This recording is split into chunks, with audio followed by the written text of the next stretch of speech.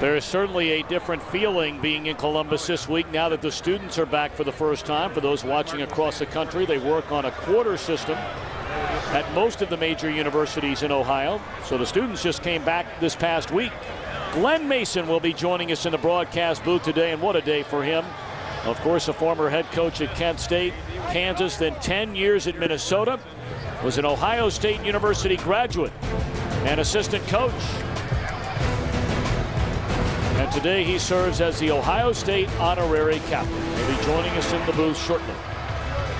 For more on today's game, a pleasure to be joined in our telecast again this weekend, every week on the Big Ten Network. Carissa Thompson. Tom, as you outlined, Chris Wells back on the field after sustaining that foot injury in week 1. I spoke to Doug Callan, the head trainer here for the Ohio State football team. Now, he told me they're doing a couple things to make Chris comfortable with that foot injury. Number one, he went to a higher, wider shoe to give full support all the way around. Second of all, as Doug described it to me, they have a full graphite insert. Now, basically, it's a rigid but soft type of an orthotic that they put in the ball of his foot to help give additional support to those torn ligaments in which Chris sustained week 1. So overall, had a great week in practice, 100%, and nobody's happy to be back out on this field than Chris.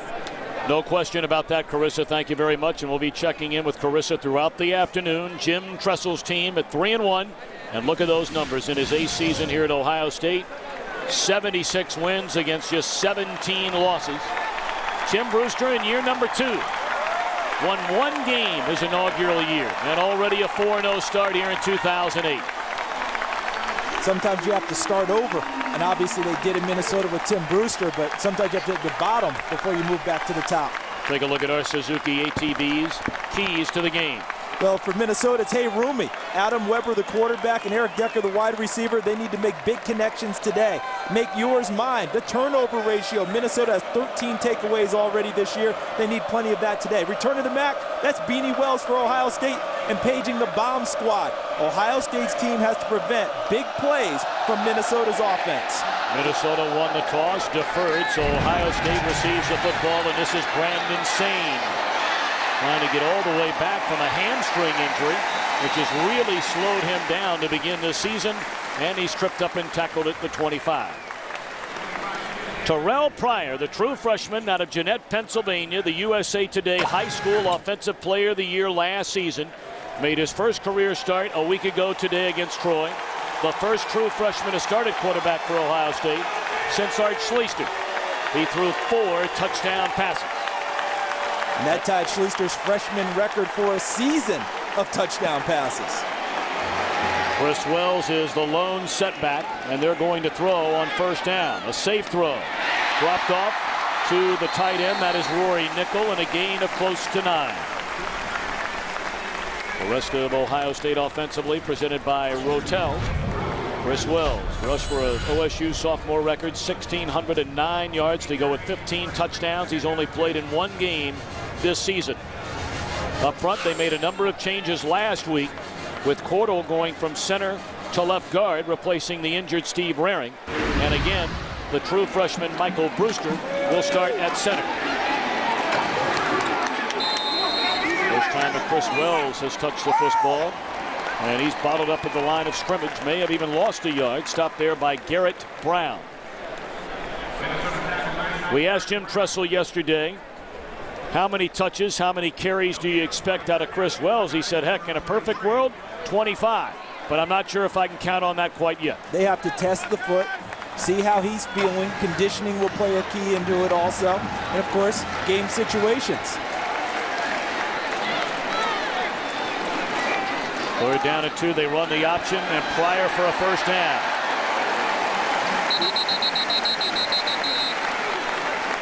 Derek Nwachi up to make the tackle from the right end position. We take a look at the Rotel starting lineup defensively for Minnesota. Willie Vandesteeg, a 5th-year senior. We'll keep an eye on him throughout the afternoon.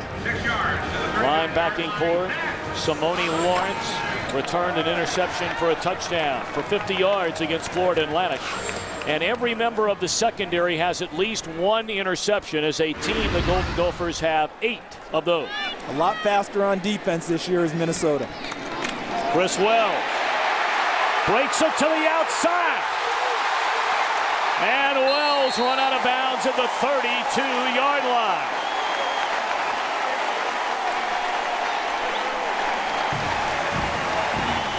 He wears number 28. It's a gain of that number. Watch coming at you. Key blocks right at the top. Number 86, Jake Ballard. But watch how Chris Wells finishes this run. Still trying to be physical, trying to use the flipper and a lever at the end of the run with Deion Hightower, who makes a nice tackle. But Wells not backing off at all in his first and only his second carry since the foot injury. Daniel Boom-Heron in the backfield, and Pryor runs by would-be tacklers inside the 10, sniffing the end zone. Touchdown!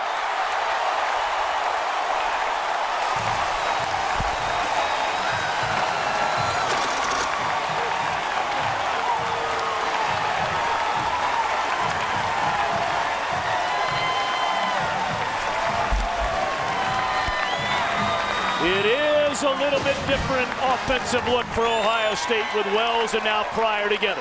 Where do you key, Tom? Where do you go? Do you go with Beanie Wells and load up on that run game? What do you do with Terrell Pryor, who can run it and throw it? And what a great block on the corner from a fellow freshman, DeVere Posey, that helps bring Pryor into the end zone.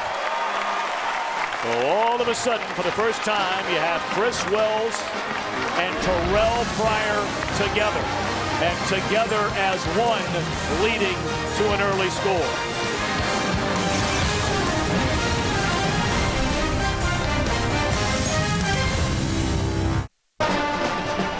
33-yard scoring touchdown run for Terrell Pryor, 7-0 Ohio State. A pleasure, as we mentioned, to be joined in the booth by Glenn Mason, the honorary captain today, coach, for Ohio State, your alma mater. But, of course, you spent 10 years as a head coach at Minnesota. It's got to be a little strange today, isn't it? Well, it is, especially standing up here as a TV journalist, supposed to be impartial. I played at Ohio State. I coached there, have a degree from there, but I was the head coach for 10 years, recruited most of those players, so I got mixed feelings. Well, we're glad to have you with us up here today. Thank you. And I know you're excited about being up here, and that one kicked out of the end zone. Well, you were in an elevator after being part of the ceremonial coin toss as the honorary captain, and you missed this second carry of the day for Chris Wells, 28 yards. And if you're Jim Tressel, you got to love seeing that from the get-go. You talk about starting fast.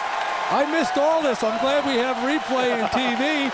Really, I watched the kickoff. I went to the elevator, came up here. I saw him down in the goal line. I couldn't believe it. Doesn't take long for them to strike when you have those two in the backfield. Now, the Ohio State defense will have its hands full with a high-powered Minnesota offense. What a season it has been, a start to this season for the redshirt sophomore quarterback Adam Weber. He will hand it off to DeLeon Eskridge, another true freshman out of San Francisco, California. He picks up 3. I think they're going to have to try to run their offense in the spread. They don't want to throw every down. But unless they're successful with Weber throwing the ball, a lot of those quick passes, because they have an offensive line, I'm not sure they can protect that well. Getting those quick passes to Decker and those other receivers, they're going to have a long day. See the completion ratio for Weber. He hit on 57% last year, at 72% this year. And his first throw is a beauty to Decker. And he's a yard short of the first down. We take a look at the Rotel starting lineup. The rest of the offense for Minnesota. Of course, Eskridge is filling in for the injured DeJuan Bennett, who was lost for the season with a knee injury against Bowling Green. We'll be watching Decker all day, and some changes up front. So Arnett starts at center. Burris is back in there left guard. Chris Bunders to start for Nedward Tabali at right guard.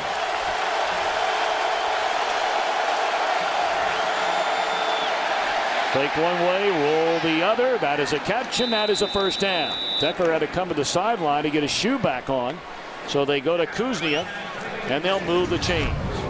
The Rotel starting lineup for the Ohio State defense. We saw changes there up front last week to try and get more pressure on the quarterback.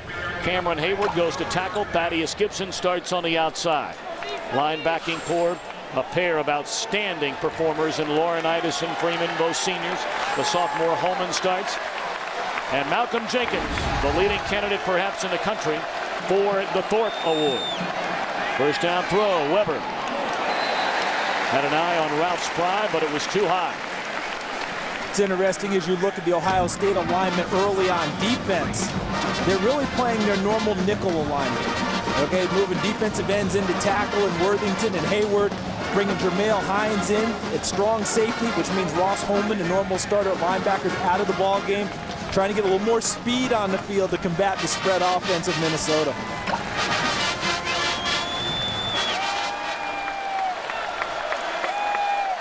Second down, they set up the catch on the near side, going to Kuznia.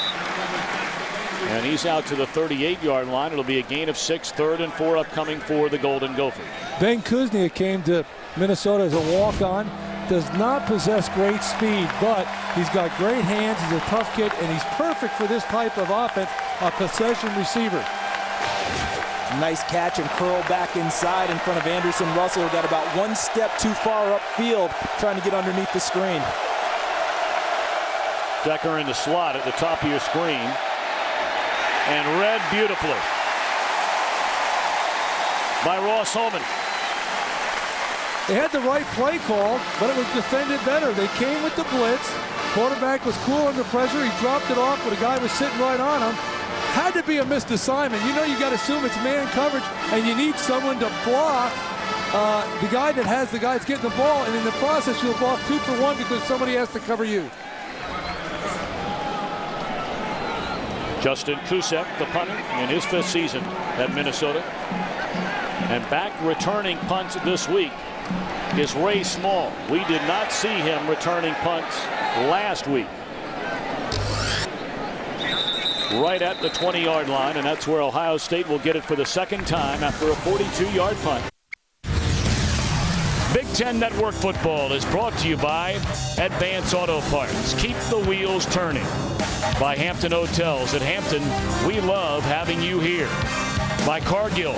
Collaborate, create, succeed. And by Nissan, proud sponsor of the 2008 Heisman Trophy. Ship the way you move through the world. Ohio State with a football, a 7-0 lead, and Chris Wells back on the attack. And he picks up close to 5, runs into Garrett Brown. Did he turn it over? He did. That's what you always worry about. The guy hasn't played. He hasn't been hit in practice, and he goes in there. Can he take the hit and hold on to the football? Worried about so many other things, just getting back to the field, I think, Coach, to continue your point.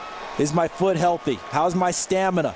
Do I have all my timing down? Ball security is one of the last things kids tend to concentrate on, and that ball was wrenched out near the end of his run. It wasn't a big hit. See, there's the first hit by Garrett Brown, but later they popped it free. This has been the mark of the Minnesota team. This is why they're 4-0. Turnovers. That's their 14th takeaway so far this year. Eskridge for about 3. Not only the 13 takeaways before that one, but off of the prior 13 takeaways, they converted that into 66 points. That's a pile of points through 4 games. Tom, you're exactly right. And at the same time, their offense hasn't been turning the ball over. Exactly. They've only had 2 turnovers all year. The 66 points off of turnovers. How about this? 41 points all of last year off of turnovers. Yep. So this team is well ahead of pace. And as you mentioned, Coach, taking care of the football very well.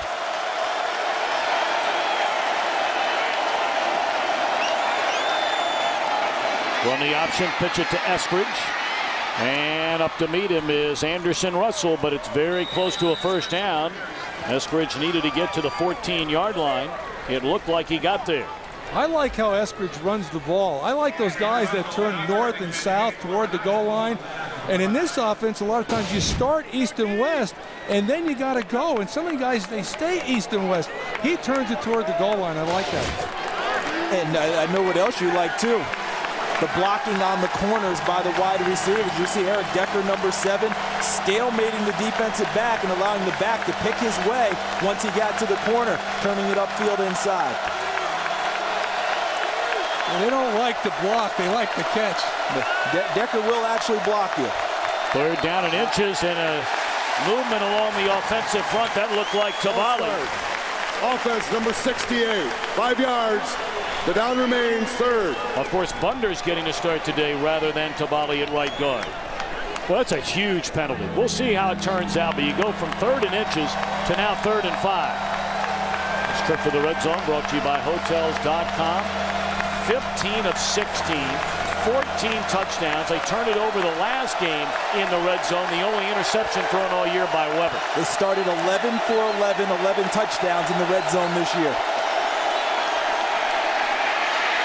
Weber in trouble. Freeman's got him. He gets it away.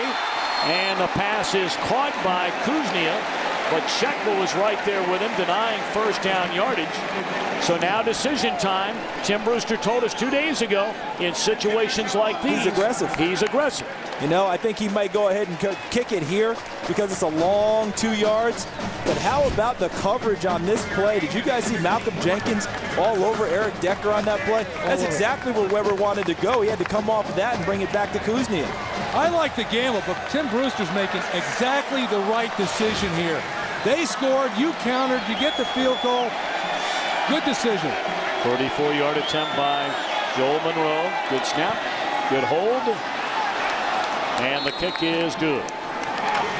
So make it now 69 points off 14 takeaways for Minnesota.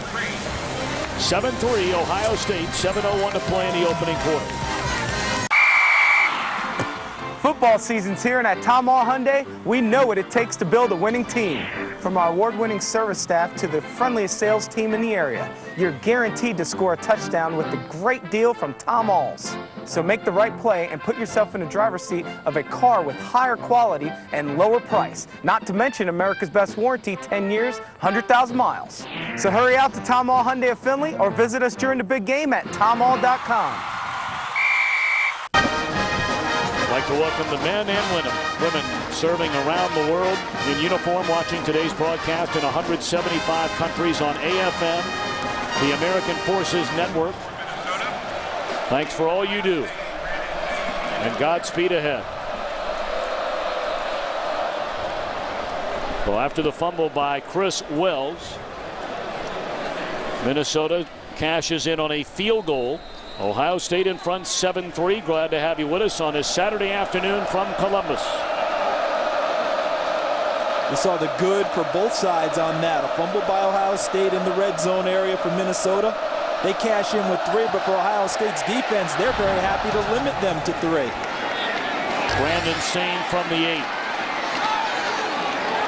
Bounces off 1 tackle. Flags come in as he brings it out to the 27-yard line, but we'll see.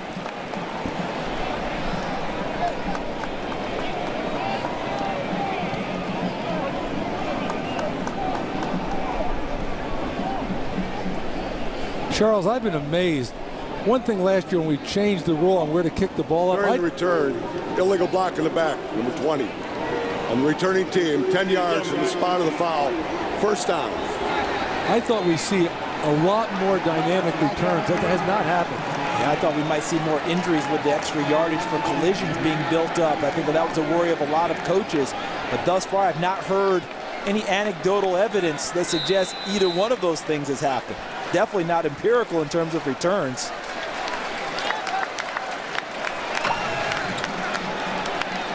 Pryor up under center, I formation. And Daniel Boom Herron behind Brandon Smith, and he'll get the football. Stuffed to the line of scrimmage by Dion Hightower is Daniel Herron. Let's check in downstairs with Carissa Thompson. Well, guys, before the game when Minnesota took the field, defensive tackle Eric Small was all up in Terrell Pryor's face, saying all sorts of things. Terrell Pryor responded by scoring a touchdown, and he didn't just run straight over to the sideline. He took the long way around. He walked the perimeter of the sidelines. He ripped off his helmet and let out the biggest scream. The Big Ten Conference play, you guys, has started. There's all sorts of emotions on both sides here. Second down and 9 after a 1-yard pickup by Herron. Why do you want to antagonize a guy who can run 4-4 and throw the ball 65 yards on the line? You know, I want to keep him happy, not angry and wanting to do more. Option, they pitch it to Herron, who juggled the football, very dangerous, and was able to gather it in and picks up close to 4. So 3rd down, and we'll call it 6 upcoming. Coach, in this spread type of an option, isn't the quarterback pitch ratio often a little bit off? because normally out of your I formation, you have that extra distance. But a lot of times they're often on the same line, aren't they? It makes it a little tough at times. Absolutely. It's a different timing, and Jim Tressel must have a lot of confidence in that young man in that position on the field to run that play.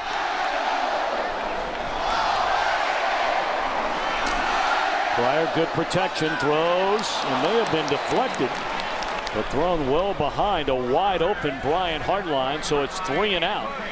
As it looked like Willie Vandesteeg got a paw on that one. Now for Nissan's what it takes to get there. We talked about this Minnesota defense, Charles, and already a takeaway today. Yeah, so now we would make that 14 turnovers force. They're plus 12 in the turnover margin. It's fourth in the NCAA coming into the game. And the biggest stat, as we mentioned, 69 points now off of their turnovers. And Minnesota now is setting themselves up for great field position for their second possession. A.J. Trapasso punts it to Marcus Sherrills. And he is smothered, but excellent field possession indeed. And then a late flag comes in after the tackle was made.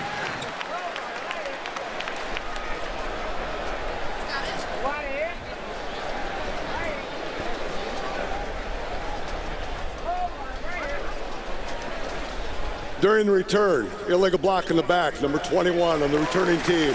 10 yards from the spot of the foul, first down. Are you looking to enhance your game day experience? Well, join in on the Rotel Ultimate Tailgate Package Sweepstakes. You could win an incredible grand prize featuring a grill, a barbecue set, delicious Rotel products, and everything you need to get ready for the game. To enter, log on to Big10Network.com and fill out an entry form. So rather than the 48, it's the 38 as you look at the injured tight end, the starting tight end, Rory Nickel, with ice on the foot, the ankle area. First down throw, and a good one to Decker. All the way down to the Ohio State 42-yard line. That's the combinations that's been working for him. And Charles, we were talking, I was listening to the Minnesota radio on the way to the game, and someone was saying, well, you need Ohio State's going to have to triple cover Decker. Now, how do you do that in football? I was going to ask you, have you ever been able to assign a defense to actually triple cover one guy and still cover everyone else adequately? Laurinaitis wraps up that scrimmage, a gain of 1. Exactly. You know, you hear people when they say, well, they're going to double cover him. What they mean, they're either going to roll a corner on him or they're going to play bracket coverage. But you really don't sign 2 people on them. There's only so many guys out there. It's a game of numbers. If you put 2 guys on one, who's covering the other guy? Yeah, it makes it very difficult sometimes when we say certain things about double, triple coverage. It's very tough to see. But, Coach, you know, one of the things I'm looking at is how well they're spread out. Look how they're spreading the defense of Ohio State, making sure they have a lot of space to defend and cover and turning things into one-on-one. Decker on top of your screen. The throw comes to the far side to Ralph Spry, and he's run out of bounds by Malcolm Jenkins. Third down upcoming after a 3-yard completion. I like what Tim Brewster's doing. I like his game plan. I like the way he's calling play. I don't think he can effectively run. That's not what they're about. But have patience, those short passes, and play for third down. Obviously, the shorter the third down, the better, but move the chains. You will not be able to big play Ohio State. 3rd and 5.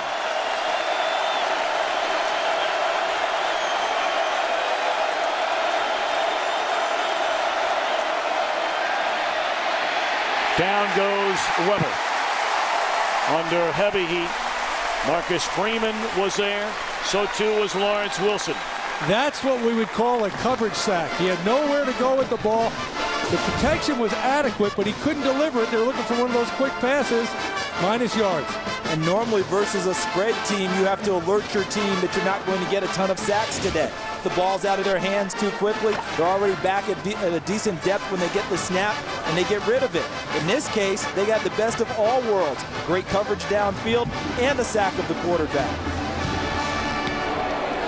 Just getting it off is Kusek.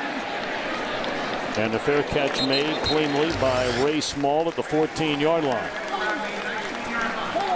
Well, Big Ten Tonight is your ultimate source for all things Big Ten, including highlights, analysis, and all of today's action, interviews, and much, much more. Big Ten Tonight, 10:30 p.m. Eastern Time, only on the Big Ten Network. Very busy day around the Big Ten. Conference opener for everybody. A lot of big games, Tom, in the Big Ten today. That Iowa-Northwestern game is a huge ball game for teams who are off to deep, very good starts. Yep. Northwestern undefeated. Of course, Illinois-Penn State tonight. And a lot of games have big implications in the Big Ten. And, of course, Wisconsin has not won in Ann Arbor since 1991. Chris Wells for nearly 10, depending on the spot of the football. Wells broke off a 28-yard carry on the opening drive for Ohio State, capped off by a 33-yard touchdown run from Terrell Pryor. But then on his next carry, Wells fumbled the football. Minnesota turned that into a field goal. Wells did not play on the last Ohio State series. And you know, with the injury to Rory Nickel, the tight end, that moves Brandon Smith back to tight end when they go with a 2 tight end set, and Ryan Lukens comes in at fullback. Nice play coming up to make the stop, and dropping him in the backfield is Simone Lawrence. And let's check in from Chicago on Indiana-Michigan State with Dave Revson. Thank you, Tom. After Michigan State had taken the early lead on a field goal, Kellen Lewis, who played a little wide receiver on this drive, back at quarterback, hits Ray Fisher for the touchdown, and the Hoosiers on top of the battle for the old brass spittoon. We'll keep an eye on that one throughout the afternoon. Yeah, how many times will Javon Ringer carry it today? Not enough. Back-to-back weeks of 40-plus carries. Not enough. And he lit up Indiana for 203 yards and 2 touchdowns last year. Pryor into traffic. And short of the first down is another true freshman out of Cincinnati's LaSalle High School, DeVere Posey. Boy, what an athlete this young man is. Won the state high school 400-meter state championship. Big, strong, tough, fast. And we've seen it twice already this afternoon, guys. On the touchdown run by Terrell Pryor, he delivered a key block on the perimeter. Now he goes into traffic and makes the catch and takes 3 or 4 hits and secures the football. Not bad for a freshman. Freshman. Just like I said about freshman and Pryor, there's no substitute for experience unless it's talent.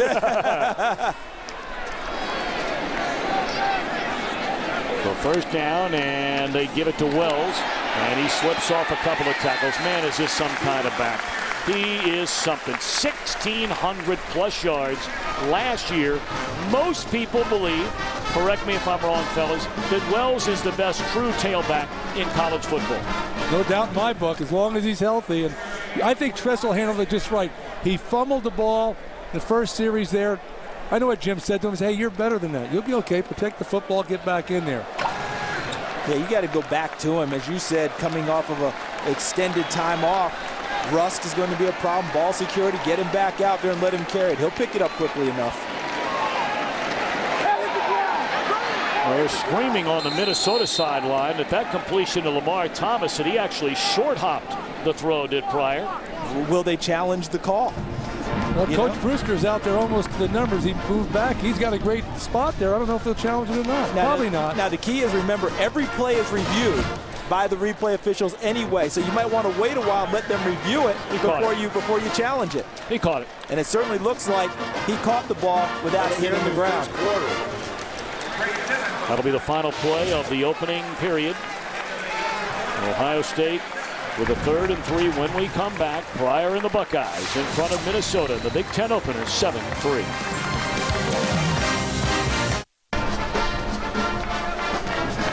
Third down and 3 for Ohio State at the end of the quarter. I'd be playing quarterback draw here. Empty backfield and him with the ball. There it is. And there it is. And he has a first down and more. Pryor inside the 25. As they were doing some work on Chris Wells and his injured foot. They're not going to give it to anybody else if it's not Wells except for Pryor. I'm not. I guarantee you that. You're talking about beating Wells. He hasn't before. It's wide open. The line does a good job. Minnesota tried to defend that. To their credit, they did a line twist inside. But to credit the offensive line for Ohio State, they stayed on their men. Split them. Terrell Pryor, 79 yards now in the game, guys, on 4 carries. Nice call, Glenn, on that one. Well, here comes a blitz. It's picked up. And now Pryor trying to get out of trouble. He does. Look at this guy. And he'll just realize there's nothing down the field, but does not take the sack. No, great learning opportunity. I'm sure Jim Tressel would say, hey, you know what? Should have thrown the ball way downfield past the line of scrimmage. We don't need to take that negative yards there. Now, you like some of the things they're doing defensively right now, Minnesota, to try and just confuse Pryor a bit. Absolutely. If you watch Minnesota, the first thing a quarterback will check is the safeties. Are there two high safeties or one high safety, and where is he in the middle of the field? If you watch, they're moving them real late, and that's, I think, why you've seen Tressel go to some quick hitters on the running game, because you don't care where the safeties are there.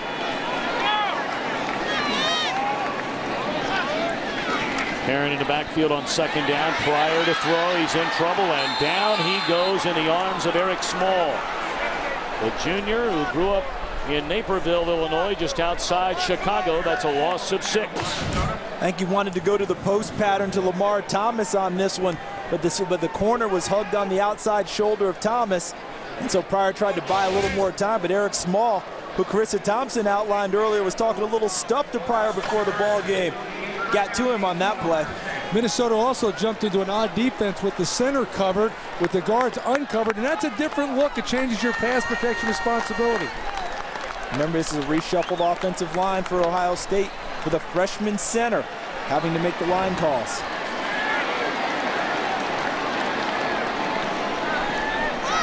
And now backed up on third down. Pryor will pitch it to Herron, who booms his way down to the 11. He'll be about a yard or two shy of a first down, so perhaps decision time now for Jim Tressel. Does he go on fourth and a little longer than a yard? Yes. I'm going for it. Yes, he goes for I'm it. playing it home. I got him backed up. You know what this is? I got a big team. You know what this is also? This is when you tell your offensive line, this is your time to accept the challenge. This is your time to get people off your backs. And if you don't get it, you wait till Tuesday. You won't believe what I'll put you through. Here they come up quickly. Curtis Terry has checked in as an extra blocker, and that appears to be very close. I think he got it with the lean. Charles, they were unbalanced, stacked that way.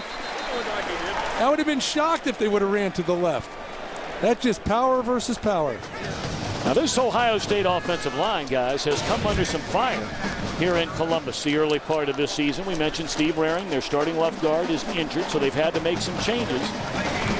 And that's exactly why I thought they should go for it there, because they've been under so much fire. And this is their opportunity to prove that this is a line that's growing together and coming together. And if you're as physical and as tough as you say you are, you should be able to pick up that yardage. And on that play, they did. So now first and goal from just inside the 10. And they give it to Herron, who bangs his way to the 7. No return of Chris Wells since we saw the changes being made to the insert of his shoe that Carissa Thompson reported on just before the game. There's a lot of things going on inside that shoe. A lot of things. And on a very important foot. Yes.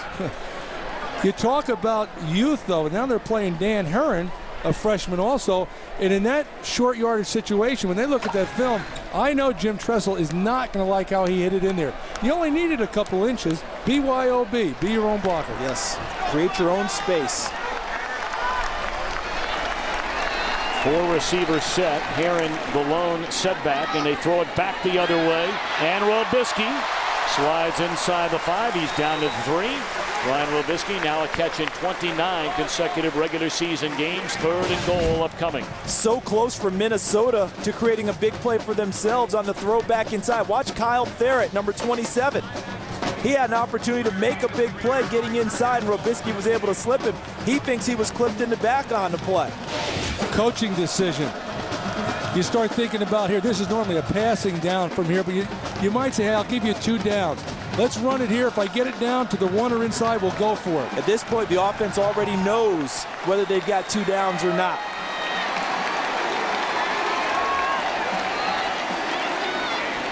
Pryor pitches it to Herron, who lost his footing and loses 2 yards. Yeah, how active is Therrett in this game already for Minnesota, number 27? up and pass support on the play before. That time in run support, I've already seen him deal out a couple nice tackles, and he was right on the spot when Boom Herron caught the ball and Therrett met him at the line of scrimmage. Ryan Pretorius will come on for what will be a 22-yard field goal try. This type of thing drives the Buckeye staff nuts. They don't want to settle for the field goal. Red zone offense, and they have penetration in the middle. They've had to settle for it way too many times already this year, Coach. Not enough touchdowns, way too many field goals for the Buckeyes.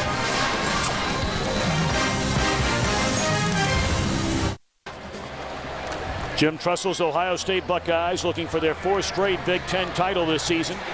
Their 3rd consecutive outright, which incidentally has never been done in conference history, and you're talking about a conference that started play in 1896. That's hard to believe when you consider how many teams in this conference. Obviously, Ohio State and Michigan have been the dominant ones, but Minnesota in the past, I'm talking about teams that put together streaks, 3, 4, 5 Big Ten titles. None of them outright 3 in a row. That's an amazing number, Tom. Tom, at the same time, we're looking right across in the banner for Woody Hayes. He was there 28 years. He only won 13. Only 13. Only. Well, what I'm saying. No, you're right. You're right. You're right. It's tough to do. You know, there have been, 8, 9 different Big Ten champions in the last 10, 11 years, somewhere in that neighborhood. The Coes. Short kick by Aaron Petrie. Fielded at the 16-yard line. And out across the 30. Still on his feet, run out of bounds at the 40-yard line is Troy Stoudemire. So excellent field position for the Golden Gophers. And again, let's check in from Chicago with Dave Refson. Okay, Tom, Iowa and Northwestern and Sean Green having a huge first half in Iowa City. 18-yard touchdown run here. Green already with 93 yards on the ground. The Hawkeyes lead the Cats 10-0. Official for an injured Minnesota player. Yeah, that's the backup tight end there, Nick Tau-Arnett. Take a look, number 48 in white, delivers the blow and cakes one also. He's trying to deliver the blow to Etienne Sabino, number 11, and he caught one on the chops underneath. We're going to have to do a little work with him. Let's hope he's okay. Of course, he has 2 brothers wearing a Minnesota uniform. Yeah, he's got one who starts at center, Jeff, and Nathan, who just walked on. They drop it off to the big tight end coming out of the backfield. That's Jack Simmons. And he's out across midfield, a pickup of 12. So Minnesota with 9:29 to play here in the second quarter, trailing 10-3. Jack Simmons switched his number to number 15 this year in honor of his dad, who was a Golden Gopher. Yeah, he wore number 80 and asked the coach if he could wear number 15 for senior day, and Coach Tim Brewster said, why don't you wear it all year long to honor your dad, and he gave it to him as a Christmas present, let him know what he was going to do.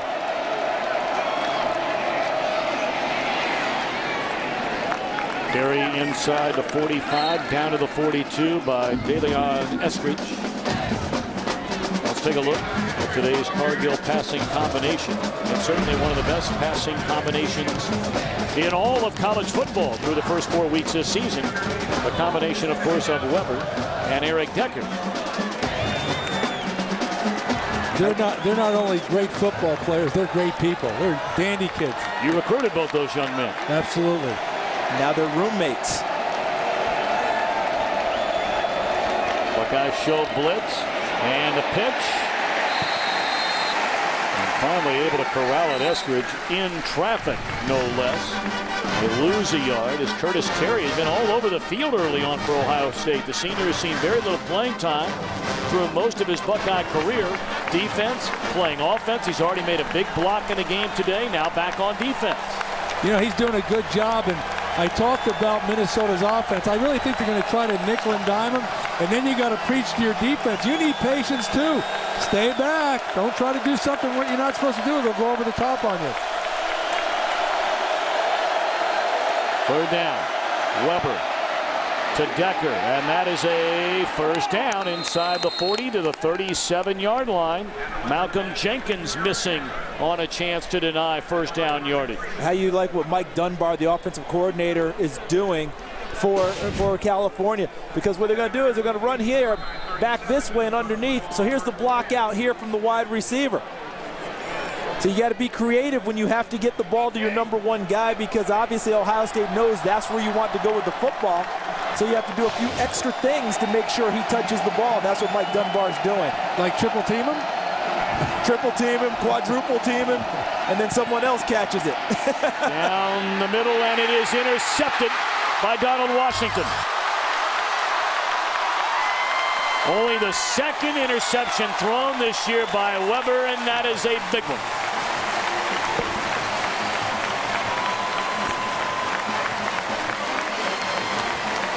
Just starting to say this young man had hit on 9 of his first 10 in the game. He had gone 96 straight passes to start the season without an interception until last week. Coach, was this a force or was it just a bad throw? You can credit Cameron Hayward with that interception. He bull rushed the center and he put him all the way back in Weber's lap. And one of the things that often gets overlooked on an interception is how much pressure was in a quarterback's face. You just talked about it right there. With Hayward in his face, couldn't really step into the throw the way he normally does. Chris Wells returns to the Ohio State backfield. Wells 6 carries so far for 48 yards.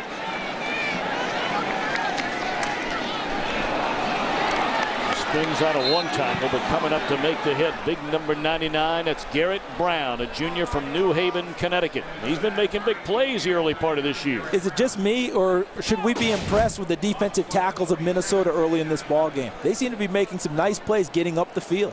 Let's not forget about Brewster, the freshman center for Ohio State. If there's one place that's difficult to play as a true freshman, offensive lineman. And when you're making line calls, snapping, having to handle the 300-plus pounders on your nose. Pryor to throw, and escapes trouble, and then lofts it to a wide-open Ray Small, who dropped it. Once again, check in from Chicago with Dave Revson.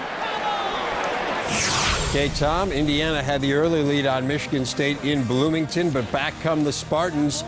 Ben Chappell in there for the injured Kellen Lewis, who's gone to the sideline, picked off by Ross Weaver. That sets the Spartans up with some great field position, and they capitalize as Brian Hoyer takes it in on the QB sneak, 13-7 Spartans. David, thank you very much. Here with 6:33 to play until halftime, Ohio State with a 10-3 lead. On third down, Pryor, excellent protection. Catch is made, and that's good enough for a first down to Brian Robisky at the 40. The most relieved guy in the shoe right now, Ray Small. He made a classic mistake for a young wide receiver, but he's better than that. The ball was only about waist high, and he jumped to try to catch it. Just stay on the ground and look it right in your hand. Jump when you don't need to often leads to bad results. But how about the veteran leadership of Robisky running a route deep enough so that he knew when he broke it back to the quarterback, he would still be within first down range. Wells cuts it back to the right side. And that is a gain of 13 for Chris Wells. And that'll give him 60 yards rushing on 8 carries today. Tom, you know, I tried to recruit him out of Akron Garfield High School, and I had some good backs at Minnesota that had some success. You know, we had Barber and we had Maroney, and I went in there and tried to talk to him. I offered him 2 scholarships, and he wouldn't take it. Look at how he finishes the run at the end of it, guys. He even was running over Dane Sanzenbacher, who was helping block for him. If I knew he's this good, I would offer him 3. Chris Wells, of course, out of Garfield High School, as Coach mentioned, in Akron, Ohio. And the man in to replace him is Daniel Herron. Herron's done a nice job since taking over for Wells. You remember in the season opener, and we were here for that one against Youngstown State. Ohio State rushed for 251 yards in that game. That was a game where Wells was injured. They rushed for 162 the following week against Ohio University, and most of those came middle of the third quarter on when the Bobcats began to wear down. Only 71-yard rushing against SC, but a good game last week for Herron against Troy, 94 yards. Why do you think the offensive line's getting some criticism? Pryor to throw, and great protection, and lofts it towards the corner, and it's broken up. Excellent coverage down there by Trey Simmons. Call him Big Play Trey, coming out of junior college. Guys, I think he waited about a count too long to release the ball, because on the move, the ball's got to be gone. See, when Simmons had his back turned, but it wasn't gone yet. So when Simmons made the baseball roll and was able to turn back to the football and drive on it, he had enough time to get there. If the ball's gone on that count earlier, Small still has that chance to put his body between the football and the defender. Small did a good job there, because you expect that defender to get inside you. He was always outside. That would potentially be an interception. Yep, got to be able to stick it in there just a little bit quicker. They drop it off to Heron, and Minnesota's defense not fooled a lick. Dion Hightower, the first man there. And had help from Steve Davis, a team captain as a senior out of St. Louis. This will be a very long field goal attempt upcoming. We remind you, get jacked up, Big Ten fans, with our Big Ten live cast. Get real-time stats, photos, chat, and more. The Big Ten live cast, everything a fan could want. Go to BigTenNetwork.com/livecast right now. This will be a 44-yard field goal try for Pretorius. He's got plenty of leg for this kick, and this one is good. 4:10 to play until halftime, and Ohio State in the Big Ten opener, leading Minnesota by 10. Alongside Charles Davis and Glenn Mason, Tom Brenneman back in Columbus. And Glenn, I guess right now, if you're Minnesota, you can't feel too bad about things. Down 13-3. I think they're playing well all the way around, offensively, defensively, in the kicking game. Well, they're going to get the football, although they'll start this drive at the 20. Charles, conversely, if you're Ohio State, you had the one turnover, which led to Minnesota's only 3 points of the game.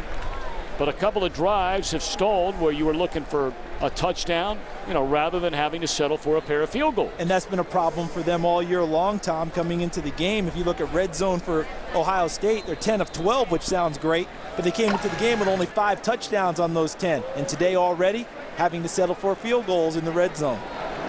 And they haven't done very much, Charles, to get this crowd into the game. Yeah, it's not a factor right now. They had the excitement when you were in the elevator, but after that, it hasn't quite been the same with the big runs.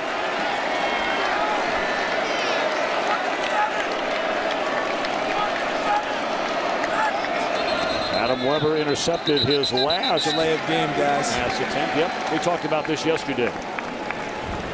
Delay of game, offense, 5-yard penalty. The down remains first. Take a look at the Big Ten. We mentioned a couple of games already underway, and certainly Dave Rebson will keep you up to speed on Michigan State and Indiana, Iowa, and an early lead at Northwestern.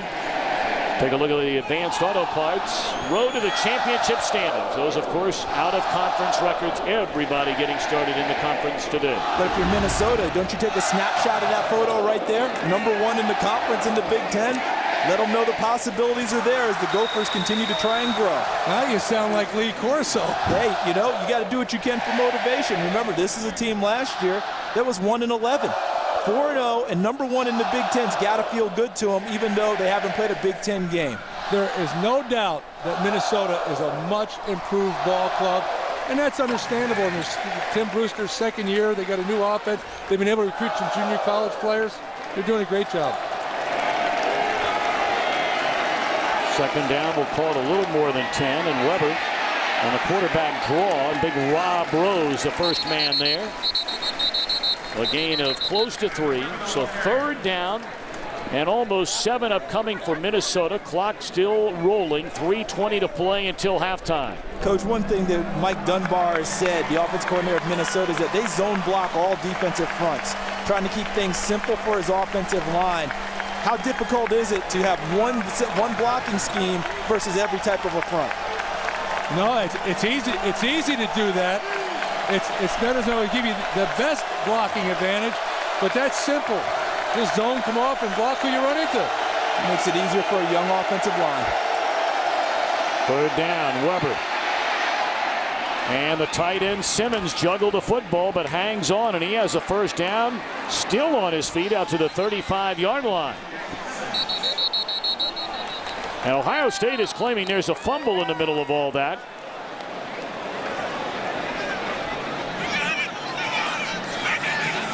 As they begin to peel away the pile.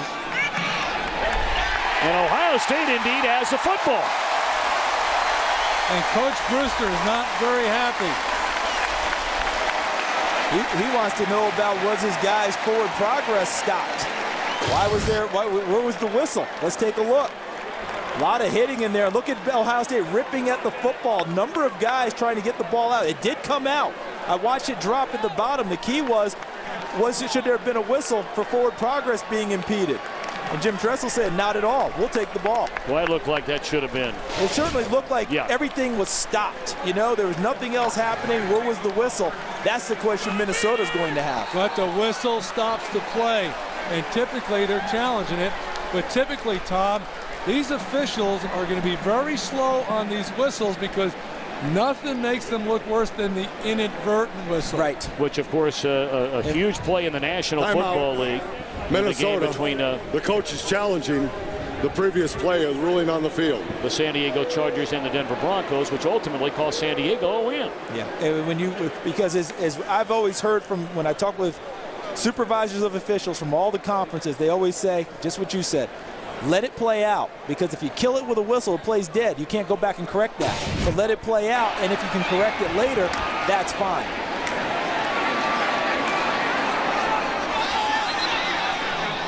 There you heard the whistle. But it was much later than it appeared the play should have been called finished.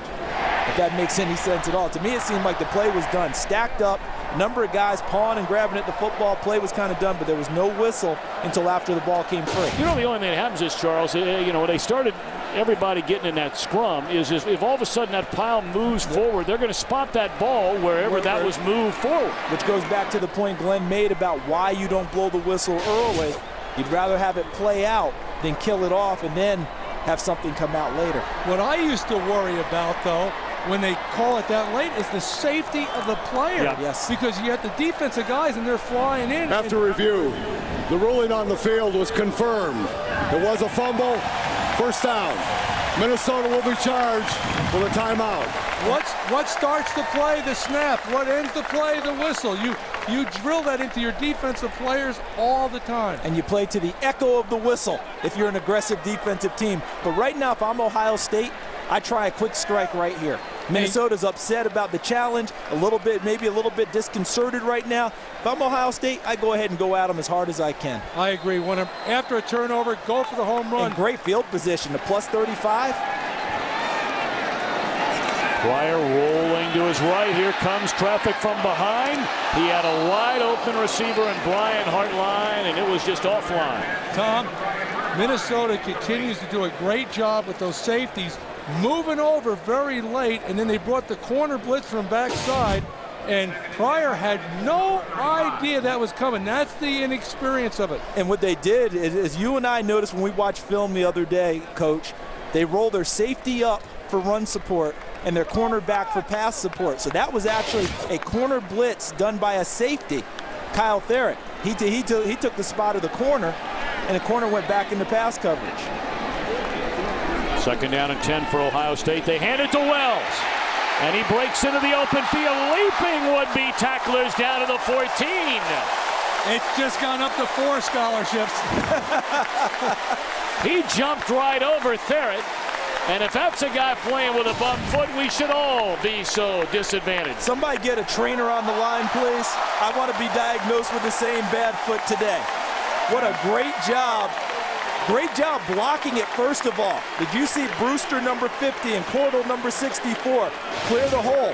Wells sees the cutback, and then the big leap at the end. 9 carries, 80 yards. And it's Pryor on the keeper. And a nice open field tackle made at the 14-yard line by Kyle Therrett. You have to ice Kyle Therrett down at the half, guys. He's involved in almost every play on defense for Minnesota. A flag came in from the far sideline.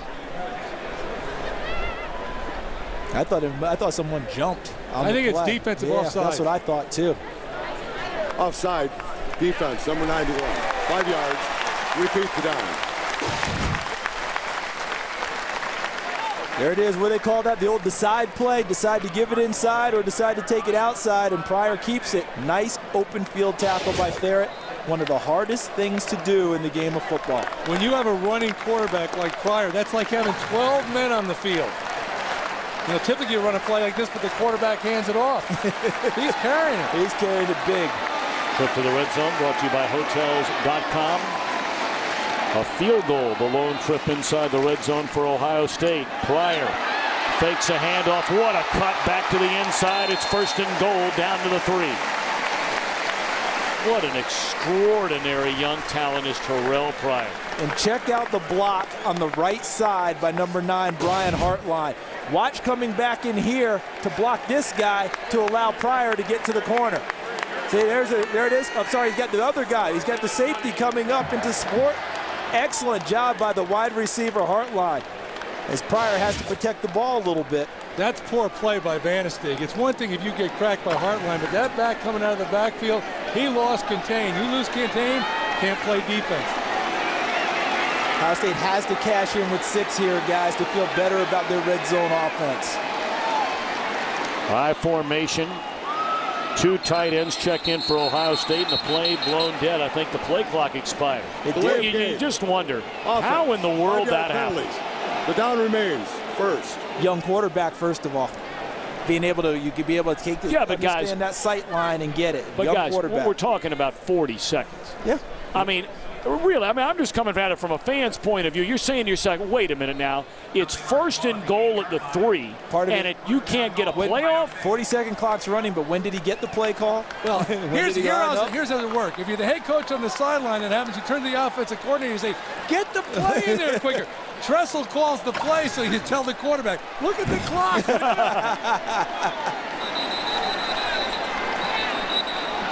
Well, now they got to spend a timeout. Play clock was down to 5, and they weren't going to get it off. And Jim walks out there, see, once everybody knows it's the quarterback. That's the problem.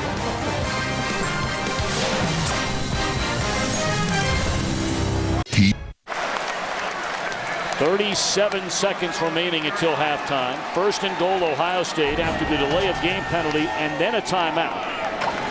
It's 1st and goal from the 8. Pryor pump fakes. Jump ball to Robisky. Touchdown.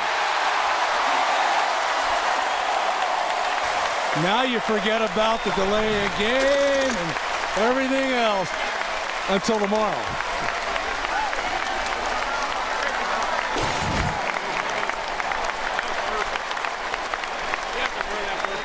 Just a little slant and go to the outside.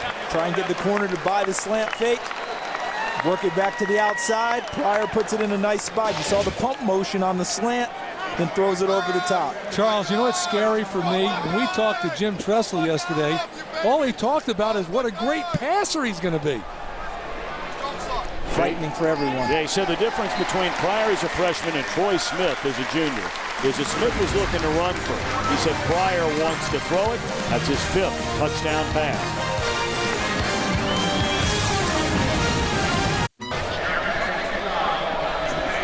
Ohio State converting the fumble into a touchdown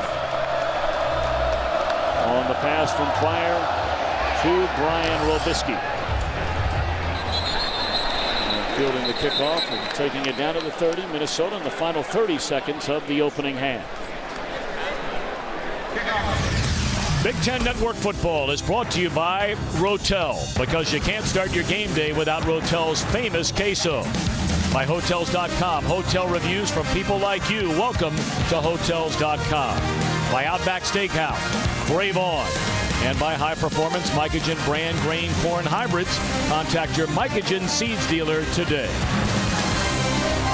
Oh, what an impressive place. The Woody Hayes Athletic Center. Of course, Glenn Mason, you played for Woody Hayes here at Ohio State. Great experience. Everybody should have to experience that. Going out of bounds, coming back inbounds, and making the catch. I think they're going to take away this completion. That was Spry. He stepped out of bounds, and it was the first man to touch it coming back in. Tom, I get so many questions. I travel around the country about, Woody Hayes, and you look back and how many of us. I mean, he was a hard driver. He wasn't a guy that just touching on the offense. The receiver went out of bounds on his own and was the first to touch the ball.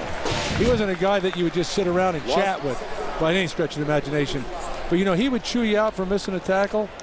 he darn near kill you for missing English class. You know, education was so important to him, and he emphasized all the good things in sports.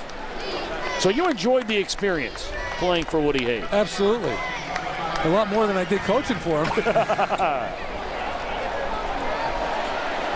Well, they're going to keep throwing. Less than 30 seconds to play, and then it's dropped out of the backfield.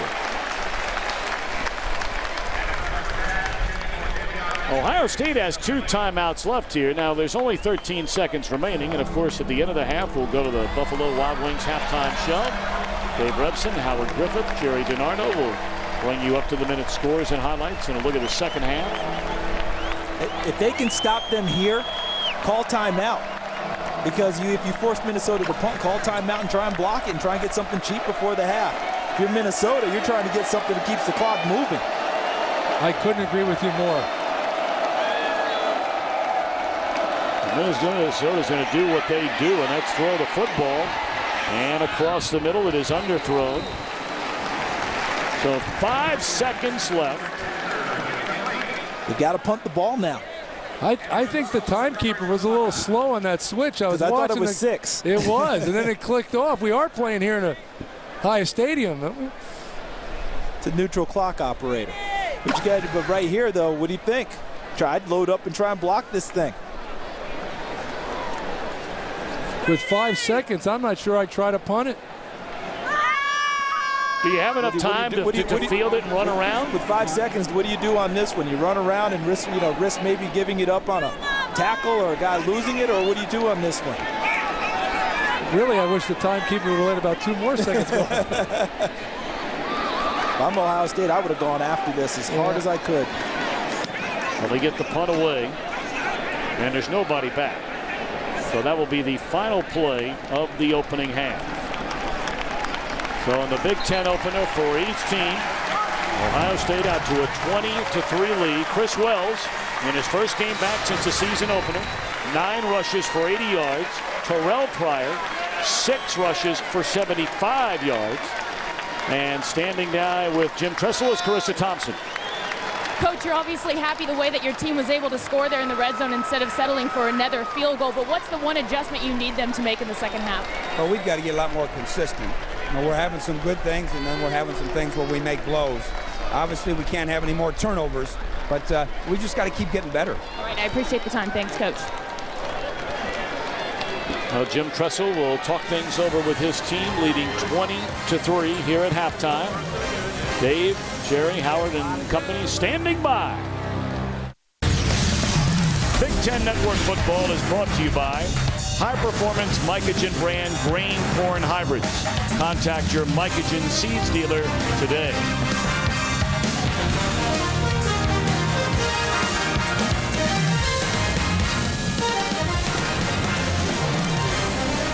Our copyrighted telecast is presented by authority of the Big Ten Conference and may not be reproduced or retransmitted in any form. The accounts and descriptions of this game may not be disseminated without the express written consent of the Big Ten Conference. Some of the numbers from the first half presented by Mycogen. See the rushing yards for Ohio State with Chris Wells back. 179, Mr. Davis, in the opening half. Yeah, and how about the total yards, 224 to 93. I mean, everything else you kind of throw out because it doesn't really matter. Ohio State with the 179 rushing yards, that's what they want to see. Now, it's how they're getting them, though. Pryor on the big dash as opposed to just pounding away. They're doing a little bit different than people have seen in the past. Charles, Woody Hayes used to say that 3 yards passing is only worth 1 yard rushing. Now, I don't know how he came up with that, but I've heard it so many times, I believe it. How's Coach Brewster feeling about things, Carissa Thompson? Well, guys, it was very simple. I said, Coach, let me guess what you talked to your team at halftime about. And I looked at him and I said, turnovers? He said, absolutely, Carissa, that and tackling. He made a real point to say tackling a couple times. We'll see how it goes in the second stanza for the unbeaten Minnesota Golden Gophers. Well, let me tell you about tackling. When you start talking about Beanie Wells and Pryor, you better get them in a phone booth or you're not going to get them. Yeah, that's a tough one. Line drive kick by Petrie is just knocked down at the 27-yard line. Well, let's revisit, Charles, our Suzuki ATV's keys to the game. Well, hey, Rumi is Adam Weber and Eric Decker. They're roommates. They only connected 3 times in the first half. They want to do that more. Make mine yours. They're actually losing the turnover battle, although they did force 1. And then in the second part of that, of course, is the return of the Mac. Beanie Wells 80 yards and paging the bomb squad, trying to defuse big plays that Minnesota could create. Only 1 completion for 21 yards serves as a big play. A good job by the Ohio State defense. Eskridge on first down. A good pickup to start the second half. Tackled by Cameron Haywood, the sophomore out of Sewanee, Georgia, a gain of 5. Charles, they have not called Adam Weber's number very often running the football. When I've watched him in the past, sometimes I think, I don't think this guy is going to last the season. And Mike Masajowski, the backup quarterback, is a good player, but he can't run this offense running the ball. And he's a Columbus, Ohio native, too, Masajowski is. Dad, a former Buckeye. Second down, and again, Eskridge bouncing off tacklers, has enough for a first down, but a flag comes in from the Minnesota side. That normally means holding, Tom. Eskridge came off the bench 2 weeks ago against Montana State. Might be rushed a face for mask. 114 yards and 3 rushing touchdowns. Personal foul. Gravity to face mask. Defense, number 97. 15 yards from the end of the run. Automatic first down. Get a look at it here. Cameron Haywood, number 97, coming down the line. Well, I don't know. Okay. I'm trying to understand the face mask call, because as it was explained to me, right there is what you're calling. But if that's what you're calling, that was Lawrence Wilson, number 87. Yep.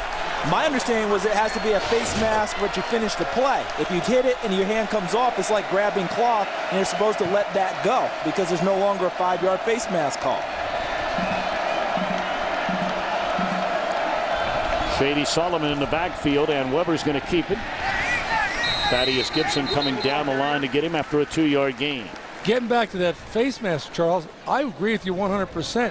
That at best would have been that 5-yard variety that they used to have, right, at best. And they said that they've eliminated that as either a face mask or it's not, otherwise they're treating it like you're grabbing cloth and your hand slipped off. That's what I was told by 3 different supervisors of officials prior to the season. So that didn't seem to fit the mode of what's new. But remember, the officials are still adjusting to that call too. It may take a little time. Second down, and looking down the sideline, Malcolm Jenkins running with a tight end, and a flag comes in. I think he got a little handsy. Little handsy, and he never looked back for the ball. Typically, if a receiver's running man-to-man like that, and he'll take a glance back for the ball, they don't call it. You don't look back, here comes the flag. Remember, you can have your hands on until the ball's in the air in college. Pass interference. Defense number 2. 15 yards from the previous spot. Automatic first down. Right to the top of your screen. The ball's in the air now. See where the hand is? Malcolm Jenkins inside. A lot of people would say, okay, is this a catchable football? Well, I'd say we never know, because Malcolm Jenkins has a grasp on Jack Simmons, number 15. He doesn't have a chance for getting up in the air. I've often wondered, I think people at home wonder, when you watch that replay and you see Simmons with his hands all over the defender, why it always goes against the defense? You know, as a former defensive back, that's a great question, Tom. Yeah. I agree with you totally. Oh, I'm sure you do. Yeah. Spoken like a true Tennessee volunteer. I've always looked at it, was I on offense or defense? Which way did it go? They've got Decker in motion, and they pitch it to Decker. Able to cut it back to the inside away from Malcolm Jenkins, and that's a pretty good pickup of close to 5. So after the penalty, Minnesota inside the Ohio State, or right at the Ohio State 20. They do a lot of things with that young man, Eric Decker, obviously in the pass game, but they use him in the run game. That's his 8th carry of the season, and he carries the ball like a running back. He's not just trying to get to the sideline and get out of bounds. He cut it up inside. And you should see him play Big Ten baseball. Swings the stick pretty well, doesn't he? Here comes Decker again. And again, they run the option. This time Weber will keep it. And Laurinaitis is there. No gain. Third down and a little less than 4 upcoming from Minnesota. This is a critically important drive for the Golden Gophers. And you get the feeling, fellas, that 3 is not going to get it done. You know, Coach, how tough is it for a defense to adjust to all the things that they're seeing out of Minnesota? The formations, the motion, the option, all those things. I think Jim Haycock's crew for Ohio State's done a good job so far today. That's typically why you don't see a lot of blitzing going on. There's only so many things that you can cover, Charles.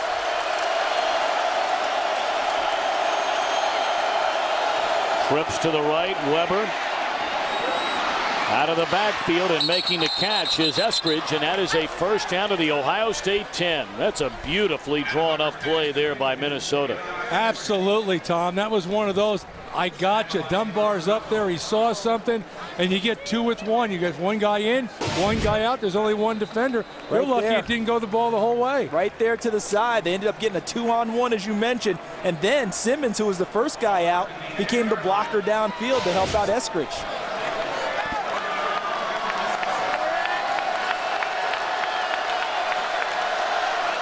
Ohio State looked very confused defensively before that play began, and then Kurt Coleman comes up to make a stop on Eskridge. That'll be a loss of 2. I like what they're doing. Minnesota, they're changing again. They go from spread. They got Decker in the backfield. All of a sudden, they go to a bunch formation where you have 3 blockers, 2 up the line of scrimmage, and they go with just a toss sweep with outside zone blocking down and sealing and kicking out. And he got tripped up. He didn't get tripped up. 6 points. Does a nice job scheming. There's Jim Haycock, the defense coordinator, trying to match wits with offensive coordinator Mike Dunbar of Minnesota. Blitz coming. Minnesota picks it up to the end zone for Decker, and it's overthrown. Jamale Hines was with him, but Decker got behind him. Great job by the offensive line. They came with a little cross linebacker stunt right in the middle. They picked it up and gave Weber all the time in the world. Stood tall, he just didn't put it on the money. You know what that is? It's just a different way of getting to the fade route. They use the inside slot guy, brought the outside guy in to try and pick off the defender and run him to the back corner of the end zone. Just a different way of getting there. Boy, Jim Tressel fired up on that Ohio State sideline, willing his team for a stop. Got Eskridge all the way out on the wing to your right, bottom of the screen. And Weber just has to throw it away. Thaddeus Gibson is becoming certainly a bigger force as this season goes on in Ohio State's pass rushing scheme. They found a home for him, didn't they? Pressure, they got Weber on the move. Ben Kuznia was wide open, but because of the pressure, he couldn't get him the ball. Great job by Gibson, a former linebacker, pushing Ryan Wynn, number 60, back into the face of the quarterback and forcing him to get rid of it. 28-yard field goal try by Joel Monroe. And he just does sneak it in. So it is another field goal for the Golden Gophers. Their first drive of the second half. It's a 2-touchdown game. We mentioned the injury to Rory Nickel, Ohio State starting tight end in the opening half. And as you can see, he is standing with the aid of crutches and is certainly through for the afternoon. And if we hear any further word, we'll let you know. Tom, it's interesting. Ohio State treats their tackle position on the kickoff return back quite a bit. I'm always nervous about that, Charles, about a potential onside kick in that area. They're cheating way back. If they roll out, they'd really be vulnerable.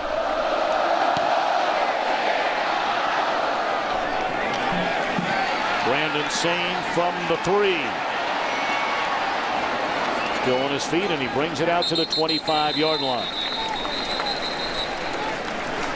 Well, the Superfans program has even more ways you can earn points. Tune in to every Big Ten Network game and listen for the end-game trivia question. Answer correctly online and earn 1,000 points. Go to BigTenNetwork.com. Follow the Superfans link. Today's question: how many sacks did former defensive end Mike Vrabel have during his junior year at Ohio State? Well, I can't give the answer, but I think I can give a hint. A lot. A lot is the first one, and the second one is Vernon Golston broke that record last year. Well, what a phenomenal professional career Vrabel has gone on to have. Yeah, he understands what rings mean, doesn't he? Yes, he does. Chris Wells on first down. And Wells knocking on the door of a 100-yard rushing game. We brought up earlier, he started the first game of the season and rushed for 111 yards against Youngstown State. But Charles, we were here that day, and inside the 5-yard line, Wells went to take the handoff from Todd Beckman. He injured the foot and has not played since.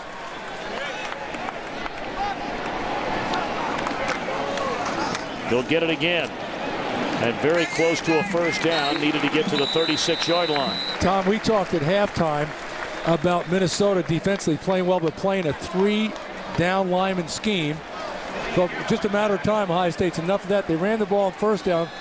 Minnesota immediately went to a 4-down lineman. And I think unless they stay in that 4-down lineman scheme, you're going to see Ohio State run the ball. Natural bubbles occur if you've just got 3-down linemen over the guard areas where you're able to pound it in there, and especially with a lead blocker that Ohio State likes to use when Beanie Wells is in the eye. Much harder to defend with the straight-ahead run game. Wells out, Herron in. Wells 11 carries for 90 yards. That's Herron split off to the left. And wide open is Hartline. And into Golden Gopher territory is Brian Hartline, the junior out of Canton, Ohio. He had 2 receiving touchdowns from Terrell Pryor last week. Nice 21-yard gain. And while Ohio State is not a spread team, they use spread principles at times, and this is a beautiful throw. Hartline looping into the open area, because with a spread offense, all receivers are trying to do is find the dead area, the open grass, and get there. Minnesota came with a blitz that last down. They disguised it well, but the problem with disguising, you're too far away. You can't get there. Pryor to throw again, looking for a bundle. And a flag comes down. He had an eye on Robisky, and it was Trey Simmons who draws the infraction. Minnesota saying the ball was uncatchable, but I think it was a savvy play by Brian Robisky. I think he actually ran into it. Defense number 15. 15 yards from the previous spot. First down.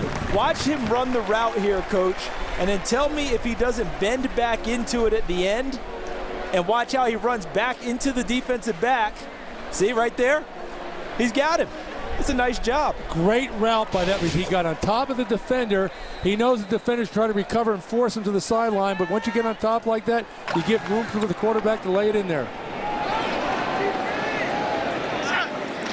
First down, they'll give it to Daniel Herron, and he breaks it through the middle. Inside the 5 and tackled at the 1. Getting back to that route before he took about the run. You know, a freshman receiver doesn't know how to do that. Correct. Experience. But how about the run there? What about that? Look at this. Wait a minute, that's good blocking. And he ran north and south, and he got through there. No dancing. Take it to the goal line. It was beautiful because Jim Cordell, 64, and Alex Boone, 75, blocked down. Ben Person, the offensive guard, folded around, and there was the hole. And just as you said, north and south, straight ahead for Herron. Give it to him again. Nowhere to go this time for Herron. Same unbalanced formation. They got everybody over to the right that they used on that 4th and short and picked it up. Guys up front didn't do a very good job. That's where it really gets tough down here, because all those defenders go for defense. They're going to play run the whole way. That's why so many times if someone calls a play action pass and sneaks the tight end out, it's wide open. You got to gamble on defense, Tom. And even with all that unbalanced line and extra blockers, there's still probably more hats in there than you can block on defense, isn't it, Coach? I would think so. Yeah. There might be 12 out there. If you can sneak him out there, you will. Ryan Lukens in motion. The lead back, and now it is play fake. And into the end zone is Pryor.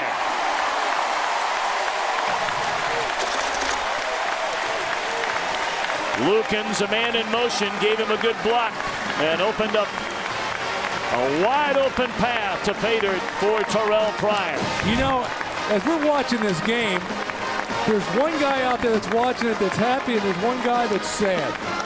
The one guy that's happy is Pete Carroll out in California, thinking, Boy, am I glad Beanie Wells wasn't healthy for that game.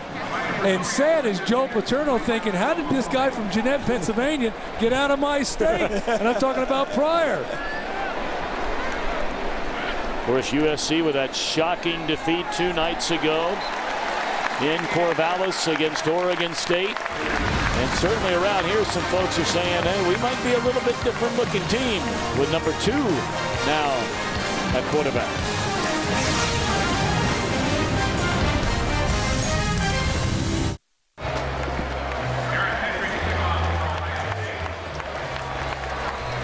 ...216 rushing yards for Ohio State. Herron with 50. Pryor with 76. Chris Beanie Wells with 90.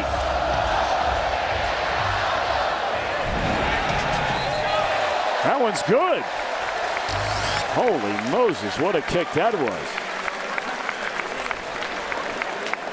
Into the wind. Check this out, guys. Ben Person. This is a guy who made himself a player. Watch him fold around on this block, and a big run by Boom Herron. Takes out Deion Hightower, the linebacker from Minnesota, to set up a big run. Then watch him come back on the next play. Here at guard, coming around. He's going to help Ryan Lukin, number 49. Lukin's number 49. Ward a guy off and allowed Terrell Pryor to waltz into the end zone. Ben Person really made himself into a player 2 years ago after he'd fallen way down on the depth chart. So now Weber to put it up on first down and just nobody to throw it to. He had an eye on Decker, but standing right next to him was Jermail Hines. And it seems like in the 3 games we've done, we're calling Jermail Hines names more and more and more. He's become a heck of a player. They call him a freak.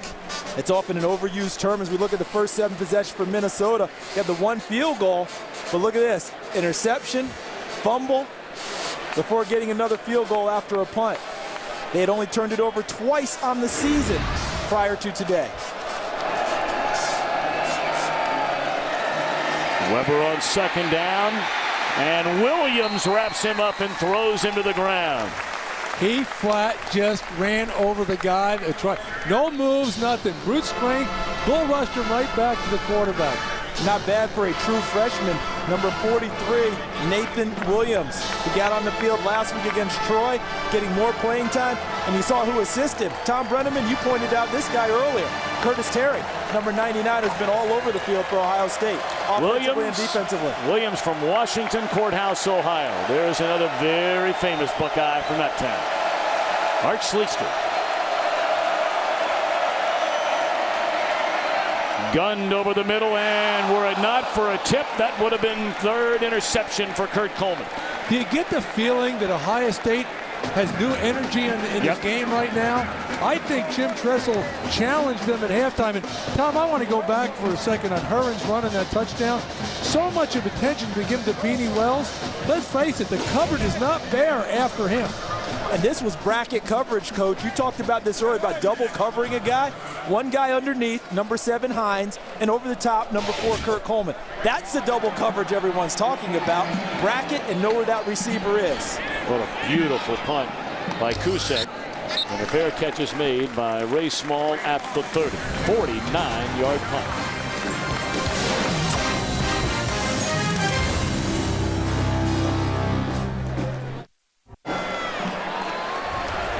Well, for the first time today, the senior Todd Beckman, the starter all of last year, who led the Big Ten in pass efficiency, threw for 25 touchdowns. And he checks in for the first time and immediately throws a pass to the near side, complete to Brian Robisky. Interesting decision here made by Jim Tressel. Well, let me tell Todd Beckman. He's earned his right of passage around this place, and he's been beaten out by Pryor. I had the opportunity to have breakfast with that team, and one of the things I wanted to watch was Todd Beckman.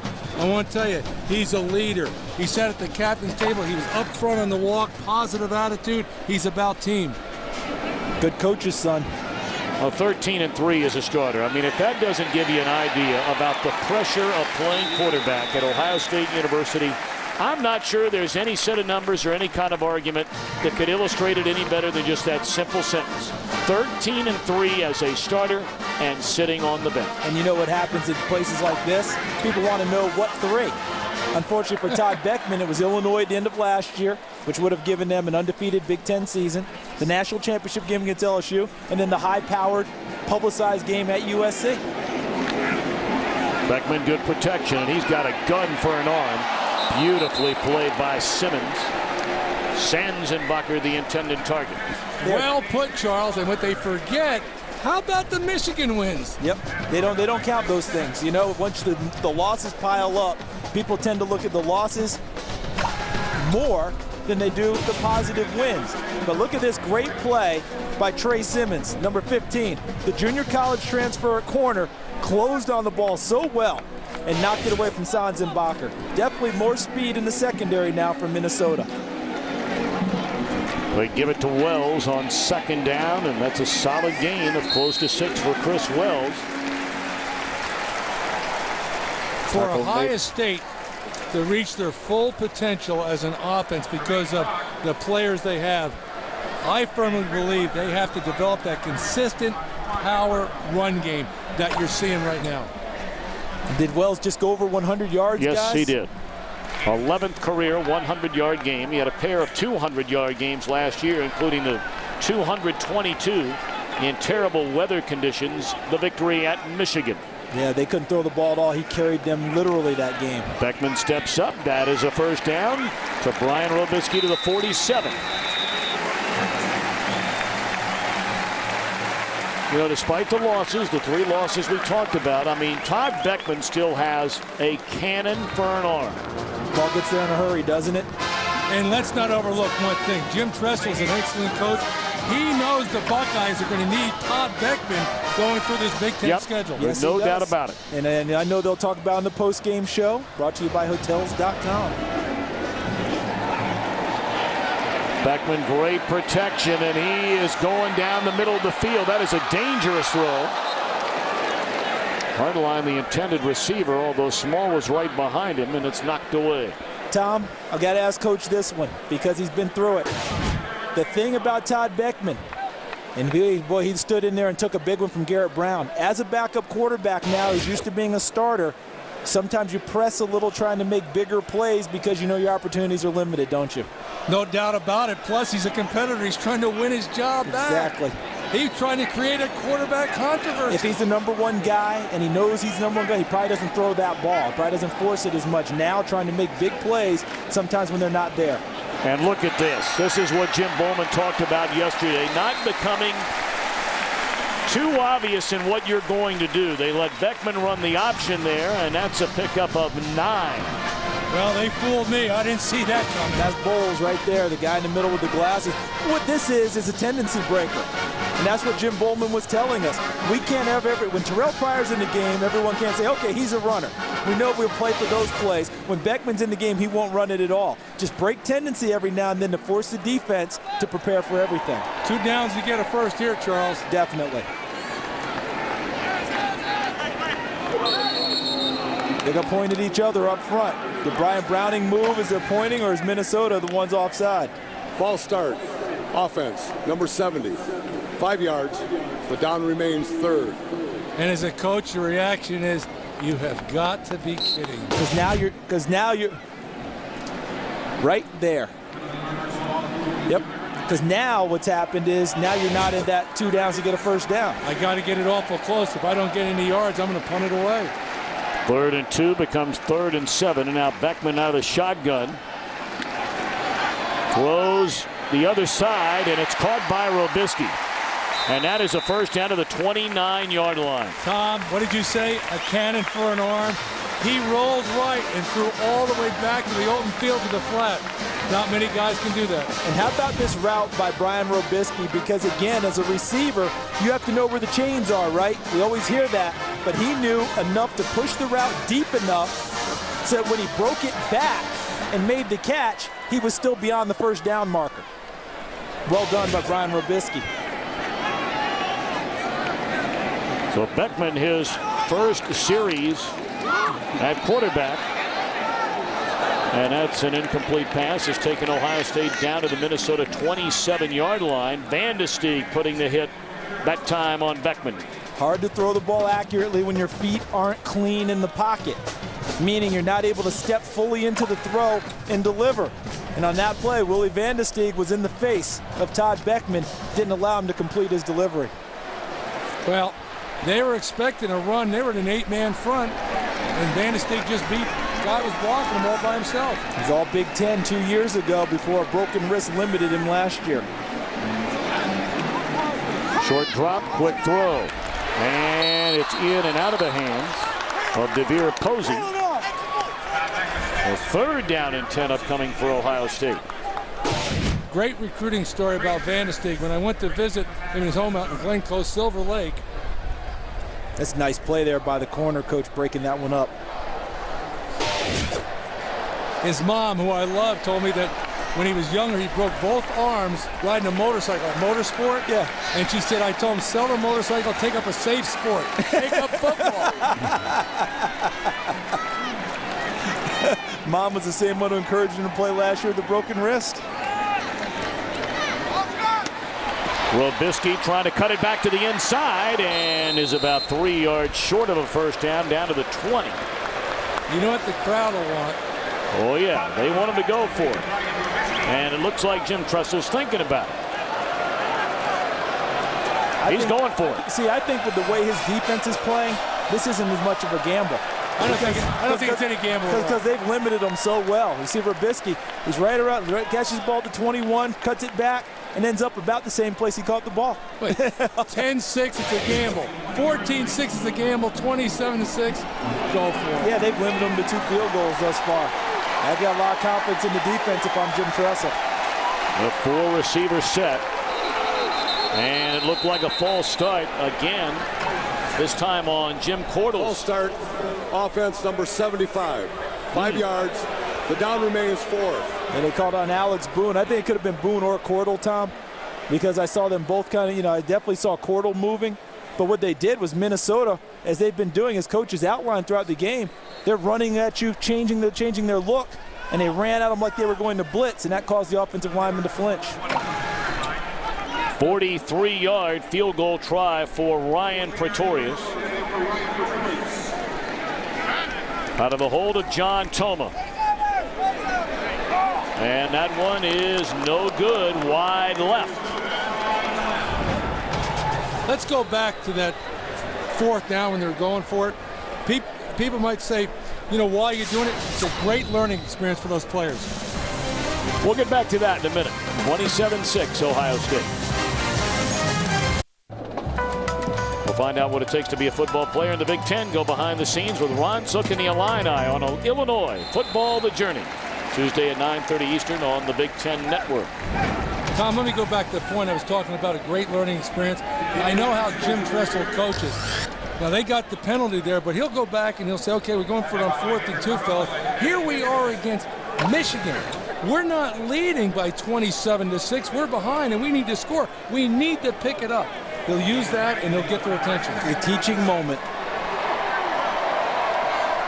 2nd down and 8. And they throw it to Eskridge out of the backfield, surrounded by Laurinaitis and Dexter Larimore. It's out to the 35, a yard short of the first down. Guys, when we started this ball game, when we looked at our boards for Minnesota, we saw tailback DeLeon Eskridge, number 23, and Shady Solomon, number 29, and then the veteran Jay Thomas, number 20. DeJuan Bennett was the featured ball carrier when the season started. Tore up his knee against Bowling Green. They were trying to figure out whether they were going to go by committee or one back now. It looks to me, guys, like Eskridge has run this job. I've been impressed with him. I agree with you. He's played well. The bad news is DeJuan Bennett got hurt. The good news is they're going to get a redshirt year out of him. The more good news, because he's been hurt, they're going to have quality depth next year at that running back position. And don't forget about Jay Thomas. He's had 2 ACL injuries. That young man is a sprinter. I mean, a world-class sprinter out of Tarleton High School there just outside St. Paul. And if he gets healthy, what he will give their offense is great speed, which they need. Yeah, at one point you had him at wide receiver.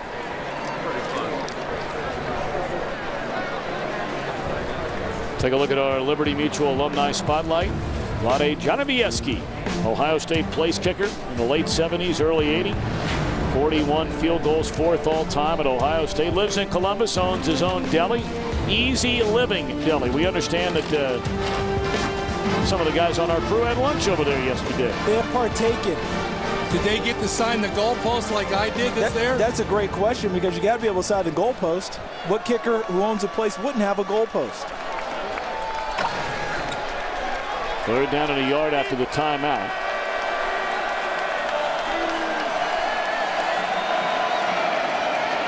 And the ball is loose. That is a live ball. And Ohio State has it. That's a dangerous call there in a lot of traffic. Looked to me like he blind pitched it too. Watch as he sticks it in the ball. He just goes out. He just sees Gibson in his face. But the reason that play was made was Malcolm Jenkins, the corner. We hear all the time about cover corners. Malcolm Jenkins will cover and hit you. And he was the guy who forced the play from the corner and was in the face, and that's why the ball went to no one. See him right there? He was already up into the running back. The other guy that was in that lane that you saw was number 51, the linebacker. And the most important guy to block on option football is the front side inside linebacker. And that's number 51, Ross Holman. Illegal substitution. 12 men on the huddle on the offense. 5 yards. The down remains first. Well, clearly there is a situation where Ohio State is rotating so many offensive linemen. Ben Person came on the field to line up at right guard, when what they had done was move Bryant Browning into guard and brought in the true freshman right tackle J.B. Shoeguards. And do I see Kyle Mitchum down there too? What happens is in the substitutions, you have to make sure that's communicated to everyone involved. You're out, you're in, you're out, you're in. Didn't happen that time. And again, it is Todd Beckman at quarterback, and Chris Wells will get the carry. We mentioned Wells is up over 100 yards today. He is only the 2nd player in NCAA Division I football since 1996 to rush for better than 100 yards in a game, miss the next 3 out with an injury, and then come back the very next game with 100 yards or more. Is that Garrett Wolf who he followed doing that? Garrett Wolf, the former great back from Northern Illinois? I believe he was the other guy. Legal substitution. Offense, 12 men in the huddle. 5 yards. The down remains second. Hey, Tom, you know, this substitute confusion that we're seeing, I know how you can solve this right away. Do not put duplicate numbers on your players. It becomes a recruiting issue. You got 2 1s, 2 34s, 2 66s. It's crazy. Makes it hard to coach your game too, doesn't it? Well, we talked to Jim Bowman yesterday. He said, ideally, I'd love to have 8 offensive linemen coming in and out of the game. Well, right now, it's causing major problems for Ohio State. Today's principal edge of the game as we're set to begin the 4th quarter. Not a single point allowed by Ohio State in that quarter so far this year. 2nd down and 16. The ball at the Minnesota 31, and Beckman to throw. Looking for Robisky in the end zone. He got it. So much for 12 men on the field, huh? What a beautiful throw by Beckman and a marvelous catch made by Robisky. I'm going to go out on the limb. I'm going to tell you right now, I think Todd Beckman's the best backup quarterback in the Big Ten. Well, the throw was gorgeous.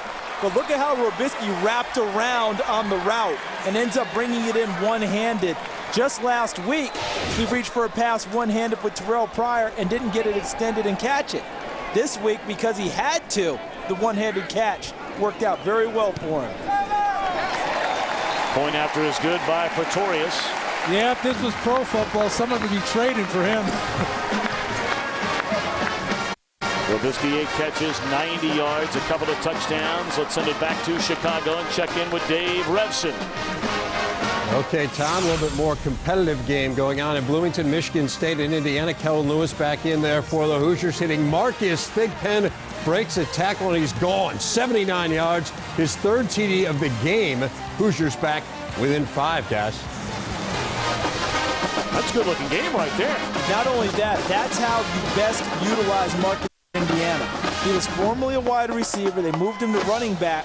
but he's not really a true running back. Use him in the slot, get him in space, then he can use that sprinter speed. Remember, he led the nation in kickoff returns 2 seasons ago, where everybody said, forget, I'm not even kicking it to him anymore.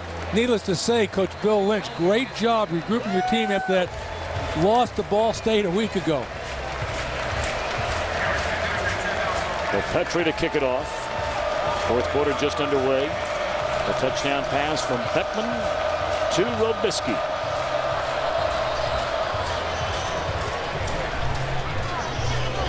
Now, with that wind blowing out of the north like it is, I would expect this to go out of the end zone. How about these numbers here, guys? 336 total yards for Ohio State, 50% on 3rd downs. They're winning the turnover battle, something they've been stressing all offseason. Last year, they were -3 in turnover margin for the season and played for a national championship. Squig kick, and it's Stoudemire out to the 31-yard line.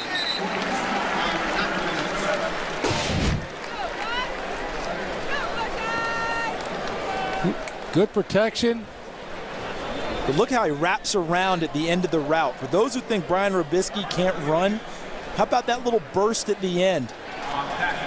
Because he has to come around the defensive back at the end to come underneath and catch the ball. It's a terrific throw and catch.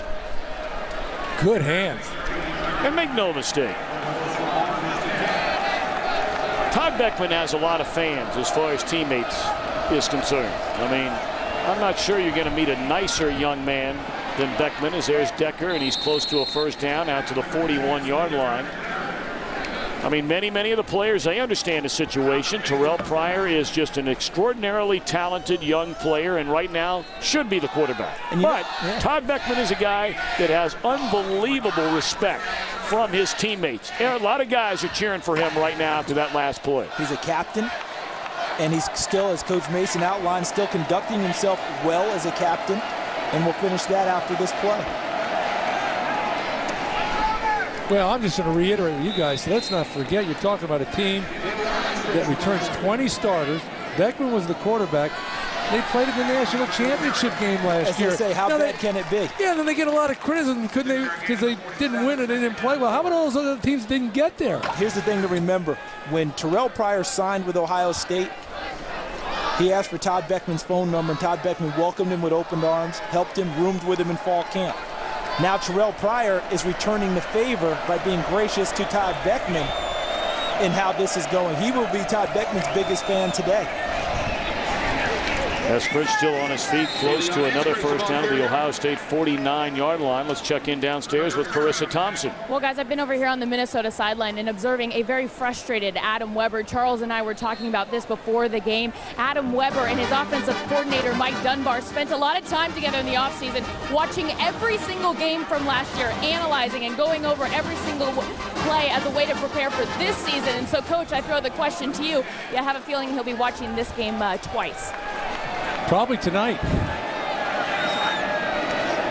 Weber on 1st down, good protection. And across the middle, it's Decker, covered by Laurinaitis. That'll be a gain of 9.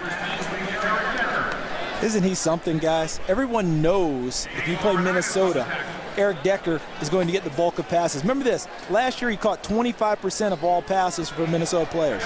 Coming into today, 40.5% of all catches were made by Eric Decker, which means Mike Dunbar has to be creative in getting him open to avoid double teams, and he just has to be tough, and demand the football. That's why the guy in the radio said triple team. Eskridge, good running room, and that is a 1st down to the Ohio State 31-yard line. Well, he mentioned Decker. He told everybody that he was not going to sign professionally after playing last spring for the University of Minnesota baseball team, where he was their starting left fielder. See his numbers, a .329 batter with 11 doubles and 3 home runs. He was still drafted by the Milwaukee Brewers in the 39th round. And, Coach, you still make your home in the Minneapolis area. And Well, you were talking about there were some that were concerned that, maybe he wouldn't play football and just stay with baseball. Well, that's the rumor that was going around. I never believed it because I know Eric extremely well. I haven't been around him lately. But there's some guys that really like, some guys play football, some guys really like football. He likes it. He likes to practice. He's good at it. And, if he was asking me, I'd say, your chance of playing, maybe future years might be better in this sport than that other sport you play. Oh, yeah.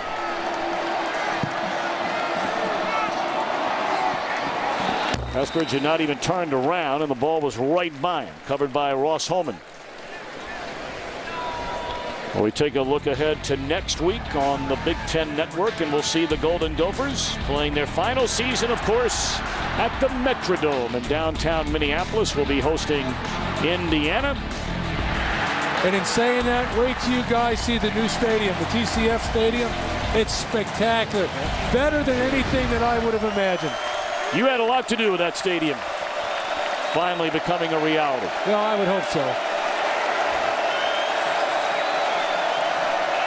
3rd down and 5. And right into traffic.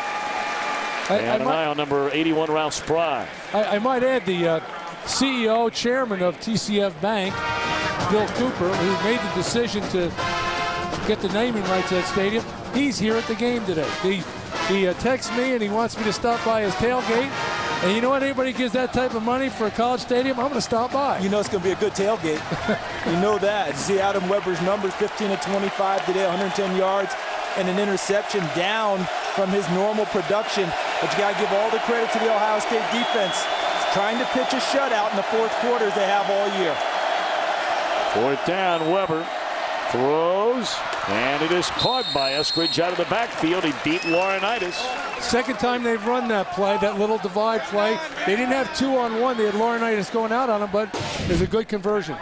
Watch him coming right at you. And remember, Eskridge was the guy just a couple plays ago who didn't get his head around in time, and the ball just sailed right past him.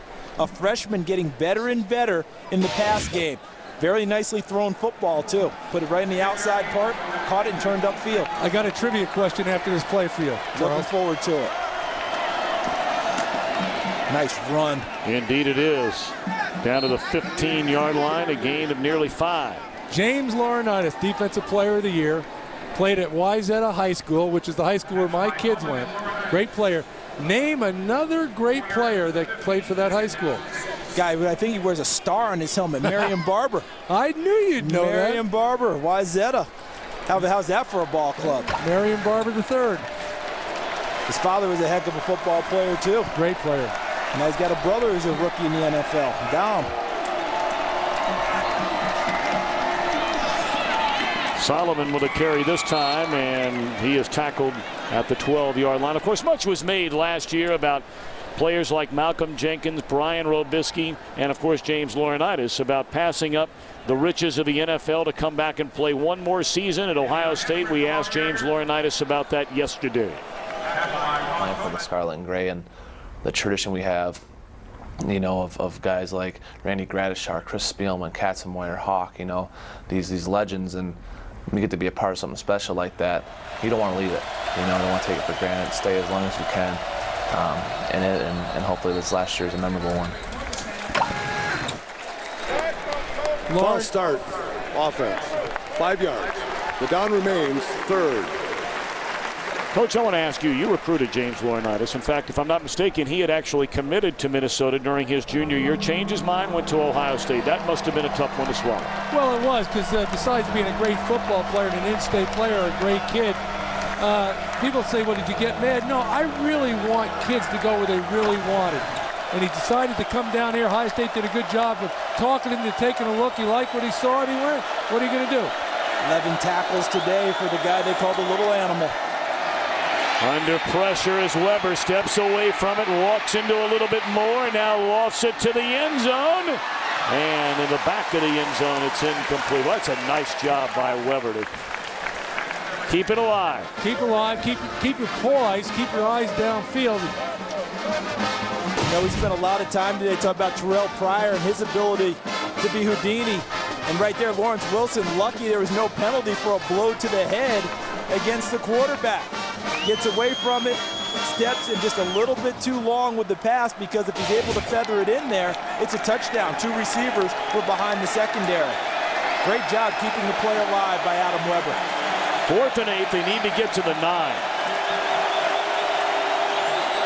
Under pressure again from Williams. He rolls left and throws. It is caught to Eskridge out of the backfield down to the 4-yard line. 1st and goal, Golden Gophers. Dangerous throw, late, back across the middle, but he pulled it off. And, you know, why did that play work? Well, it worked because Weber kept his poise, and the defensive end for Ohio State lost contained.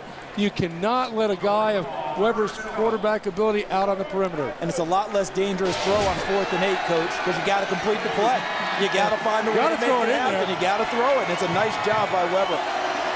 They give it to Eskridge, and he is stuffed by Jermail Hines at the line of scrimmage. You think Ohio State's pride is not about to try and come out here on defense? They've given up 0 points in the 4th quarter thus far this year, one of 3 teams, including Texas and TCU, which takes on Oklahoma today in another big battle nationally. I have a feeling that number might change. It might very well change, but you know what I like about Tim Brewster? He could have kicked the field goal there, try to get some points on the board. He's trying to do the best job he can to put his team in a position to try and win a football game, not just look good. 2nd and goal, Weber on the quarterback keeper, and then flips it into the end zone. That is a touchdown for Ralph Spry. How about the awareness of Adam Weber? Beautifully done. Remind you of Brett Favre there, didn't it? It's the first thing that crossed my mind. He's going to do whatever he has to do to try and make a play and flip the ball to a teammate to try and get it in the end zone. This kid is just a heck of a football player and a winner. Well, he played for the Mounds View Mustangs. We were talking last night. I think you see now why I love this guy, why I was so excited when we got him. Point after is good. So that string of no points allowed in the 4th quarter is over for Ohio State, but the Buckeyes still lead 34-13.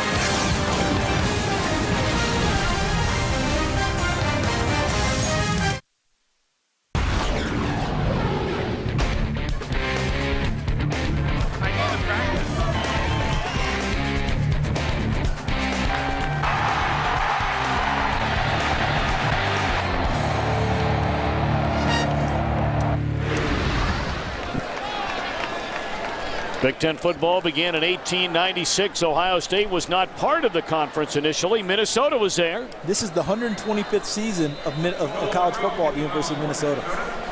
That's pretty strong. Well, they played the 4th most games all time. Correct. And the hands team is in for Ohio State, playing as if they suspect an onside kick from Minnesota. Nope. Backing up is Brandon Sane. He'll take a knee. Ohio State gets it 1st and 10 from the 20. Today's game is brought to you in part by Nissan. Nissan is the official vehicle of the Big Ten Conference.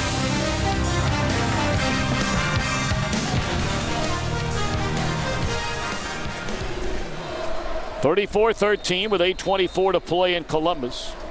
Of course, the Buckeyes begin to perhaps take a look ahead to next week, and that will be one of the biggest games in the conference unquestionably this year. The biggest early season game in the conference when they go to Camp Randall Stadium next Saturday night against Wisconsin. And if Wisconsin handles Michigan today, look out. It's going to be a heck of a football game. Terrell Pryor back in the game and has some running room. 40, and he'll step out of bounds. Now let me ask you something, Charles. Was that a well-designed play or a great athlete? That's called accidental offense because that's not where it was supposed to go, but it didn't matter because he made it into a great play. Look at that. He slipped the contain from number 97 on that play from Minnesota, the defensive lineman. That's a beautiful job getting past him and taking it outside. That was Anthony Jacobs. Tom, here's what's on Tressel's mind. He's not thinking about next week. He had a good lead, 34, to 6.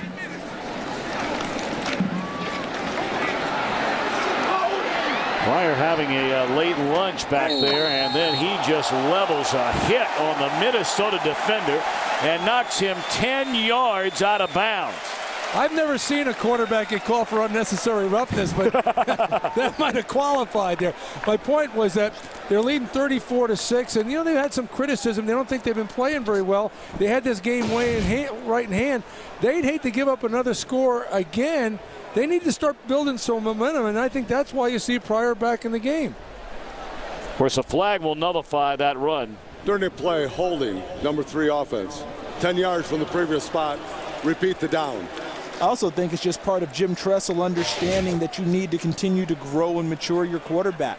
Have him handle every situation. How does he bring a team out after the other team just scored against you? Are you going to bring a team out that answers, or are you just going out there to be a caretaker? I think that's part of what he's got going with Terrell Pryor, because I think he would have felt just fine with Todd Beckman running the offense. But this is my number 1 quarterback, has to continue to grow. I've got to keep him on the field in different situations so he can experience them.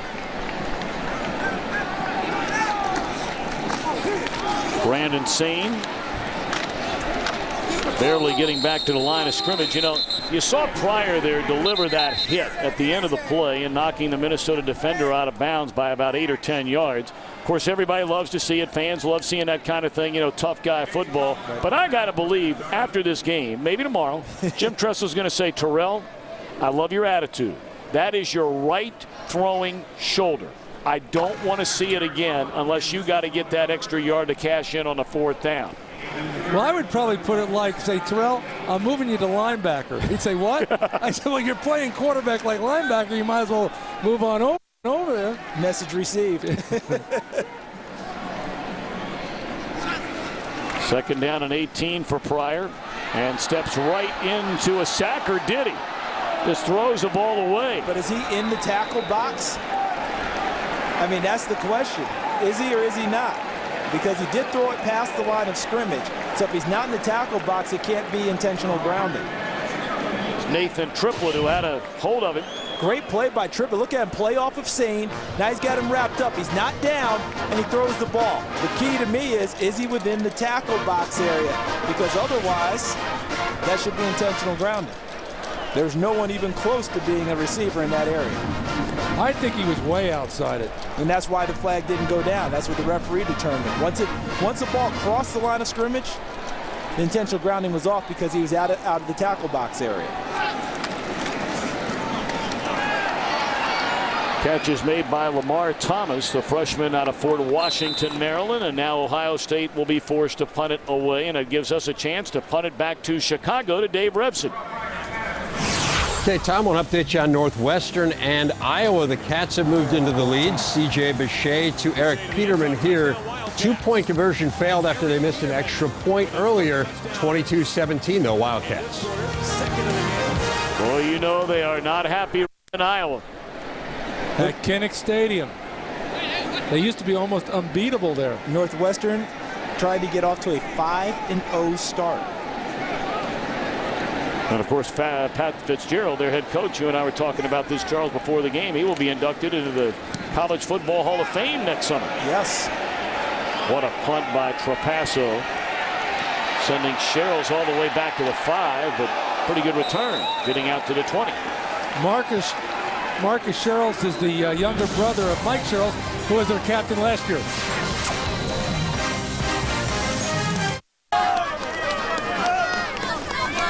Thirteenth ranked Ohio State leading in the 4th quarter. 5:35 to play in Columbus. 34-13. Minnesota with the football, starting this drive from their own 20. They'll hand it off to Eskridge, and he'll get close to 4. Well, coming into this game, a number of things, fellas, it had to go Minnesota's way with, the combination to begin with of Weber to Decker.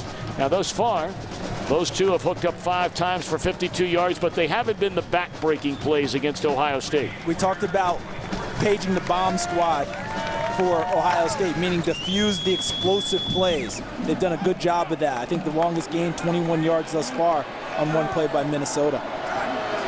Minnesota came into this game just dominating as far as the turnover margin was concerned. They had forced 13 takeaways coming in. They got an early turnover on a Chris Wells fumble for their 14th takeaway, scoring 66 points coming into the game today, but obviously they have lost the turnover battle. Ohio State has turned 2 turnovers into 10 points. Tom, the real problem that Minnesota's had today, with the exception of the 1 turnover by Beanie Wells, they haven't had good field position. And with their type of offense, trying to nickel and dime you against the Ohio State team without big play potential, it's not going to work.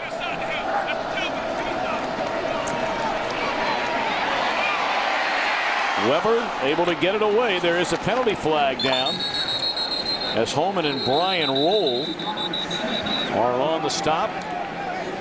Curtis Terry calling his name again today, applying the pressure. Look at Ned Tavalli trying to get his lid back. That's a big lid. A lot of lid there.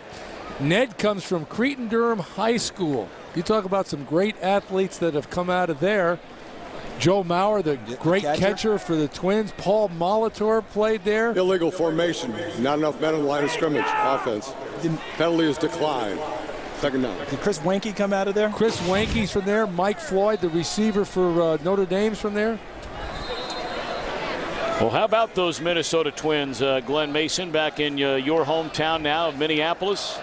A half a game lead with 2 games to go in the regular season in that American League Central.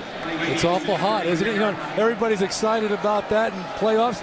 Yankees aren't in, but Yankees have a better record than the Twins. Now, how do you figure it? Dropped off to Eskridge out of the backfield. This guy's a good-looking player. Penalty flag again comes down, and that's generally in the area of a hold.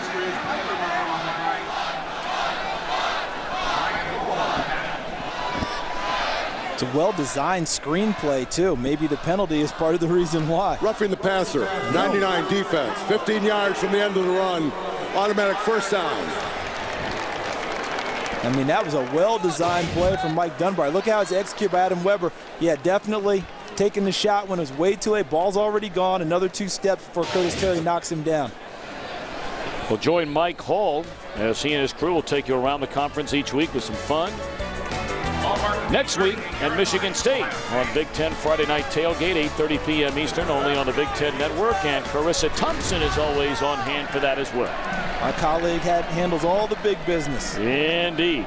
I think Carissa is on every promo that is being done, and there are a number of them on the Big Ten Network. And rightly so. And I'll promo myself. I'll be at the game day in Wisconsin. How's that? That'll be nice. Yeah, that Wisconsin. The Wisconsin-Ohio State game. That'll be fun. Nobody needs those promos, you guys. No. Carissa, why is it that you are on every single one of them? None, I might add, wearing those sporty glasses that you have on today. Well, I don't know about the glasses part of it, but I think that you guys would probably charge to be on that. I'm free. I'm cheap labor. We know better than that, Carissa. She is the busiest woman in sports television today. For those of you, you've seen her on the Best Sports Show, period. One of the hosts there, along with Chris Rose and John Sally now, on a Big Ten Network game. Every Friday night on the tailgate, Saturday afternoon, she'll get on a plane after the game today and works the NFL sidelines for the NFL on Fox every Sunday. She's nonstop. She was co-hosting a baseball show all year long. That's right, the baseball report. That's why no guy can corral her. She's going and going and going. Doing a great job out there, Carissa. Keep working. Indeed. Simmons, a tight end, spins his way down to the 18-yard line. Today's Polaris Ranger hardest working player of the game is the senior, Ryan Robisky. A pair of touchdown receptions today. Not only the touchdown receptions, how about the first down receptions? Where he got his team out of some tough spots, running excellent routes and making big catches. Brian Robisky, this is definitely his best game of the season this year.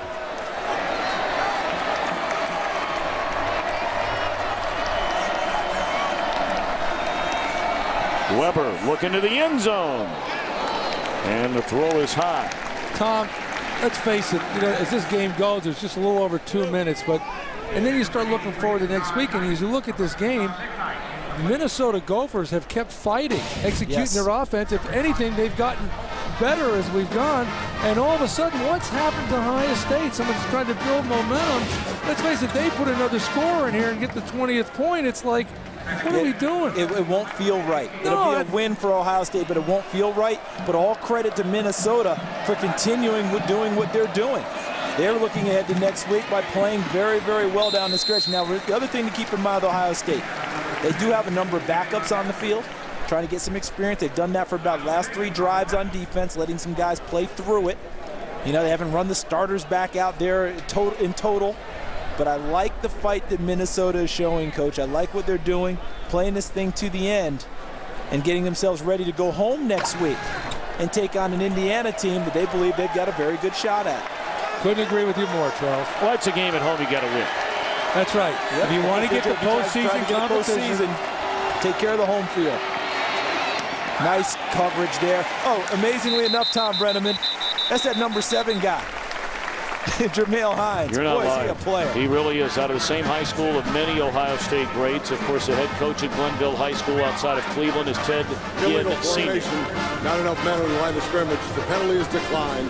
4th down. Yeah, and I love this that Tim Brewster doesn't think about field goals here. You know, to think, oh, to put a cosmetic number on the board. Hey, we're trying to get into the end zone.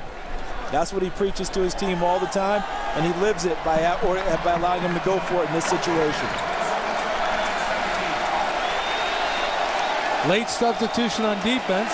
That's Marcus Freeman running himself out there. Here he plays another jump. Yes, False start. Offense, number 60. 5 yards. The down remains 4. That's Ryan Wynn, the offensive tackle, who they think is their most athletic offensive lineman.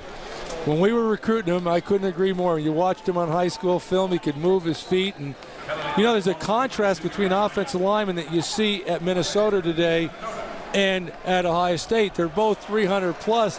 Ohio State are those big, tall guys, and we got these little short, spotty guys at Minnesota. That's my fault, Charles. you like those big run blockers. On 4th down and a ton. Maneuvering away from trouble as Weber throws to the end zone. Caught in the back of the end zone. Is that a touchdown? Because the official in the back of the end zone couldn't see it. He got hit on the play. He's going to need help on the call. And now they will convene in the back of the end zone. And it is ruled a touchdown. Now remember, it will be reviewed up top. Every play is reviewed by the guys in the replay booth. And but what about Adam Weber keeping this play alive? What's not to love about this young man? Tell me. There's not a single thing, is there? Deshaun McKnight with a touchdown. There's the catch in the back. Where did his feet come down? See the official there, the back judge, unable to see the play. That's Robert Smith Jr. See, he's trying to get out of the way and absorbing the hit. Are his feet down, or his first foot down to complete the catch? I think he's out, guys, because I saw the first foot down on the white portion in the back of the end zone.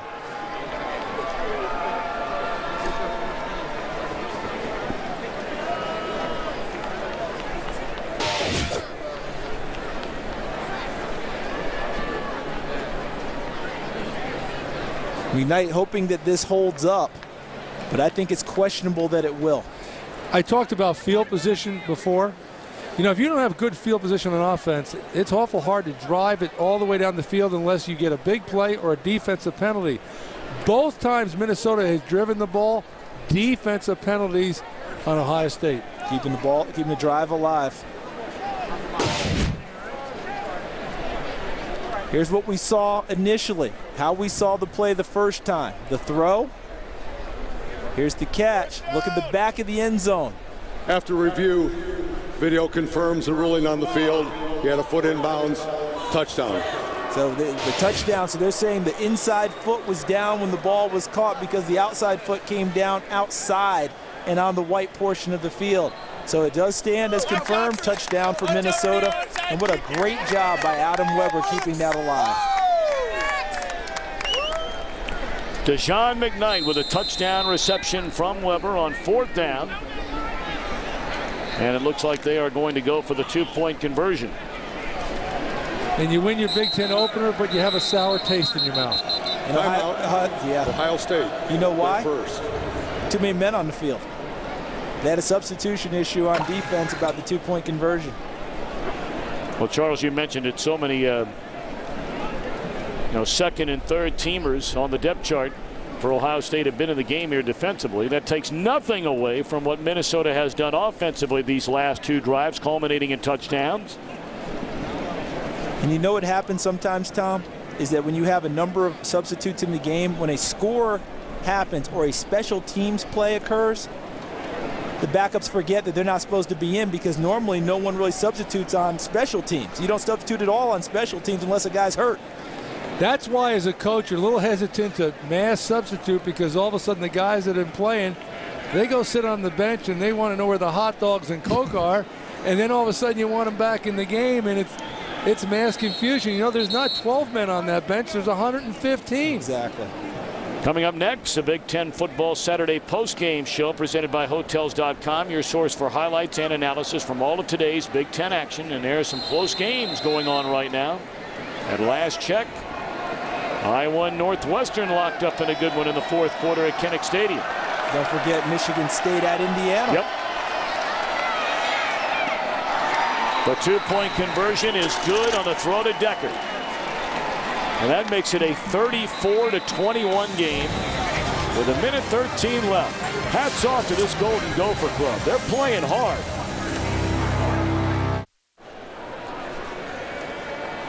(34-21), 1:13 left to go in Columbus in the Big Ten opening. Mentioned we'll have Minnesota hosting Indiana on the Big Ten Network a week from today. Coach U will be part of the pregame and postgame show crew from Madison, Wisconsin, leading up to the Buckeyes and the Badgers. Big onside kick here, guys. Didn't get enough hop.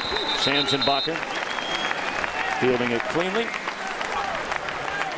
Take a look at our Hampton Hotels winning play of the game. Terrell Pryor. His touchdown run on the opening drive of the afternoon. A touchdown. And why don't you touchdown at Hampton and wake up a winner? What's that expression? One expression comes to mind when I watch him. Wiry, strong. You know, with that spread out over 6'6", and the way he can move, and it seems so effortless. People keep saying, run faster, run faster. They have no idea how fast he's actually moving because he's gliding. Brandon Sane. All right, Charles, let me ask you this question. Leaving Terrell Pryor out of the mix, what quarterback do you like more than Adam Weber that you've seen in the Big Ten? Can't say that. Can't say I like anyone more than Adam Weber. Impressive. He's very impressive, especially with composure, the way it's gone today, and how he rallied the team on that last drive and stayed with it. The arm is outstanding. Love the feet, the decision making.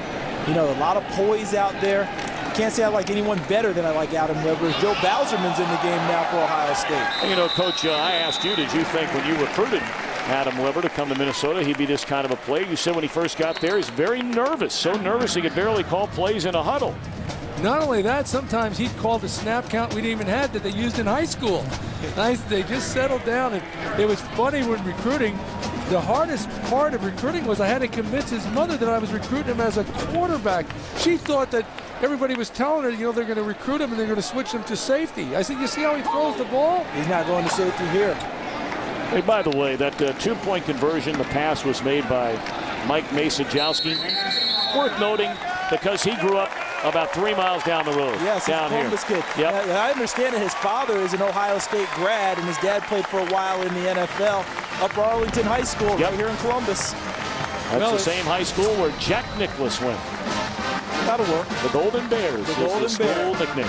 His father and I went to school together, and he was a backup quarterback to Rex Kern, and probably one of the reasons why we recruited him was because of my association with Ron, his father, and Lindy, his mother. We all went to school together, great people, and Mike's a great kid. I don't know if there's a young man that improved more during the time that I was there with him, because he worked hard, he improved his foot speed and his arm strength, and he was always very smart. He knew the offense inside out, every position. He was a guy you always thought would do a great job finishing off the game for you. So a final today of 34-21, Ohio State winning its conference opener here today, and now Jim Tressel and company Well, I'm sure immediately to begin preparations for Wisconsin next week, style-wise, polar opposite from the Minnesota team they saw today. Troy last week, Minnesota this week. Wisconsin is an abrupt shift in style, personality, persona. The way Wisconsin carries itself, they're ready to meet you in an alley anytime you get good and ready. Yeah, A little bit different than what they faced with Troy and the way Minnesota runs things with the offense. Well, they're playing in Camp Randall, but they're playing Woody Hayes' offense. Yes, they are. They're playing that style of football, and they love it. And they see that as a competitive advantage now because a lot of people running the spread, a lot more wide receivers. They're saying, hold it a second, an extra tight end, a lead fullback, 240 pounds behind him. We like that style, and it works for them. They have an identity, and they know who they are. All right, but let's flip that around a minute now. If you're Wisconsin when the season began and you're starting to, scout Ohio State and how you're going to play them, you thought for sure it would be Todd Beckman, maybe a little bit of Terrell Pryor, but Todd Beckman. You knew you'd have to get ready for him. Now all of a sudden you've got Pryor at quarterback, and you have seemingly a healthy Chris Beanie-Wells. So what you have now is the hybrid offense of Ohio State because Beckman could run some spread stuff, but not with the same number of play options that Terrell Pryor gives you on the spread stuff.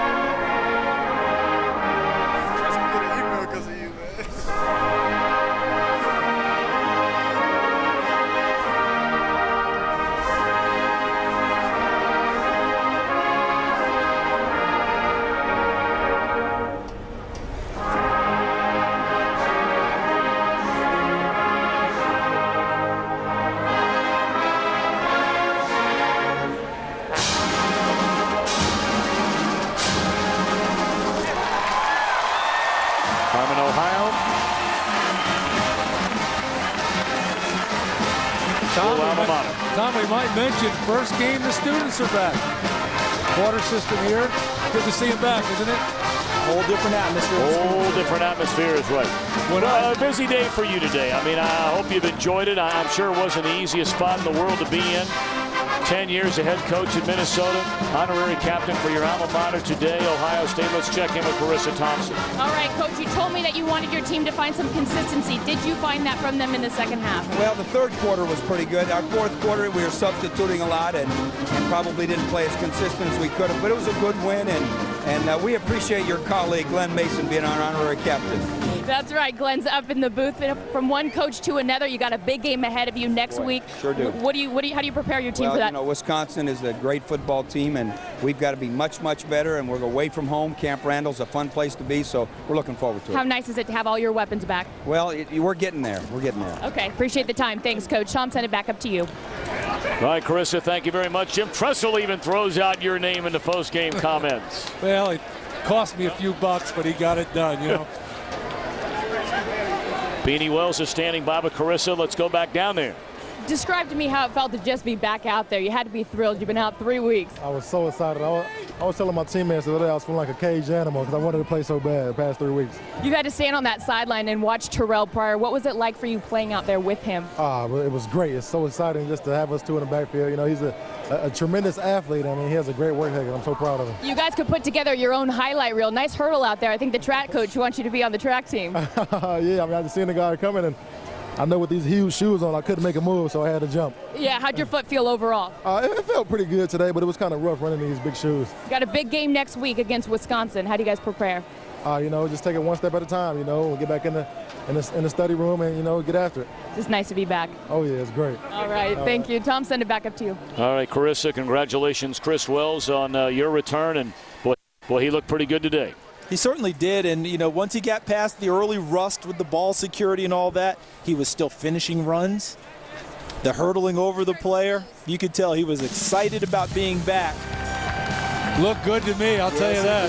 Beanie is back. 34-21 our final.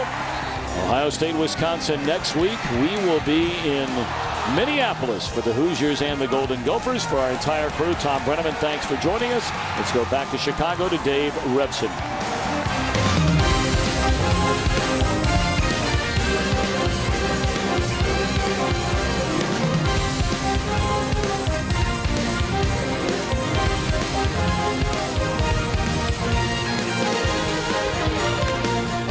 We welcome you into our Hotels.com post-game report. Dave Revson alongside Jerry DiNardo and Howard Griffith. 2 games already in the books in the Big Ten. Of course, we still have one more going on right now as Michigan State and Indiana are still playing. But let's get some thoughts on what we just saw from Ohio State, guys. It almost feels like the dawn of a new era, doesn't it, when you see Pryor and Wells in there in the backfield together? Yeah, it really does. I mean, it changes the Ohio State team. I mean, Terrell Pryor is that dynamic. Obviously, Beanie Wells is back healthy. They can do so much more offensively than they could when the season started. But, Howard, I think we all thought Minnesota was a better team. Today's loss, I think, the way they lost proves they're a better team. Oh, without a doubt. They really stepped up and made some plays, and it's a tough situation for them to be in, but it's also a great barometer to find out where that program is right now, and I think they've made some tremendous strides. But this Ohio State offense is playing unbelievable. The numbers will bear it out defensively. They're also able to get some pressure on the opposing quarterback and get some turnovers as well. They did a nice job offensively, rolled up 412 yards against this Minnesota team. Let's take a look at how it happened. Here is Minnesota and Ohio State, and there, of course, is Beanie Wells getting ready, as was Terrell Pryor. Beanie coming back for this one, and first quarter, first drive. I mean, if you get a new toy, you got to play with it, don't you? Absolutely. Beanie Wells down inside the 35-yard line, gain of 28 yards, first down Buckeyes. Next play, Pryor going to keep it himself. There it is in a nutshell. Okay, we've seen 2 plays, 2 different formations. They get so difficult to defend with Pryor at quarterback. Oh, absolutely, Coach. Buckeyes possession, 1st and 10 from their own 20. And Beanie fumbles. Out of a dozen formation. That's 3 formations. I mean, they are multiple with Pryor in their quarterback. Gophers got a field goal out of that, so it's 7-3. Then Wells on the sideline. This had to make Ohio State fans a little nervous, but obviously we come back in the game. Pryor, 38 yards down to the Gopher 20. It's just amazing how fluid he is. Oh, he does 6 carries for 75 yards in the first half, Howard. He does a tremendous job of really protecting the football and leading his team down the field. Ryan Pretorius hit a field goal off that. Then Adam Weber has it picked off by Donald Washington. Remember how good Minnesota had been with the turnover margin so far this year, plus 11. They were -2 in this game. That would hurt him. Pretorius hit the field goal. Buckeyes on top 13-3. There's Weber here. Trey Simmons. Buckeyes. That's a scrum, isn't it? Strip the ball there at the 35-yard line. Now Beanie Wells. How about that? He didn't land on his toe, though. You see how he landed on his heels? Protect the toe when he jumped over that guy. Oh, Coach, the little things you're always paying attention to. And then into the end zone, it is Pryor to Robisky for the touchdown. Look at that. Robisky getting some love. Absolutely. That was a great touch on that throw. Adam Weber overthrows Eric Decker in the end zone. Gophers have to settle for another field goal. This was kind of a theme for them in the day. Buckeyes still up 20-6, and then it's Boom Herron lowering the boom. You know, you haven't seen Minnesota give that kind of play up very much this year. They've improved. And Pryor, his second rushing touchdown on the day. Ohio State leads it 27-6. And then Todd Beckman comes into the game. What do you think of the decision here to put Beckman in there in the middle, Coach? Well, I think they're trying to keep him engaged. I mean, Jim Tressel said it before the game. I mean, talk about a tough spot for a kid. I think this keeps him engaged with the team. Runs a little option and then finds Robisky for the 15-yard game. Beckman looking pretty sharp in there. I think it makes his job a little easier. Now he's been mentoring. Now he gets a chance to go in and make some plays. But he is the second quarterback. Without a doubt. It's clear. There's no question there, huh? The other guy's a lot better. Buckeyes missed a field goal. Then Beckman to Robisky in the end zone. Buckeyes on top 34-6. And Ohio State goes on to win a couple late touchdowns for the Gophers.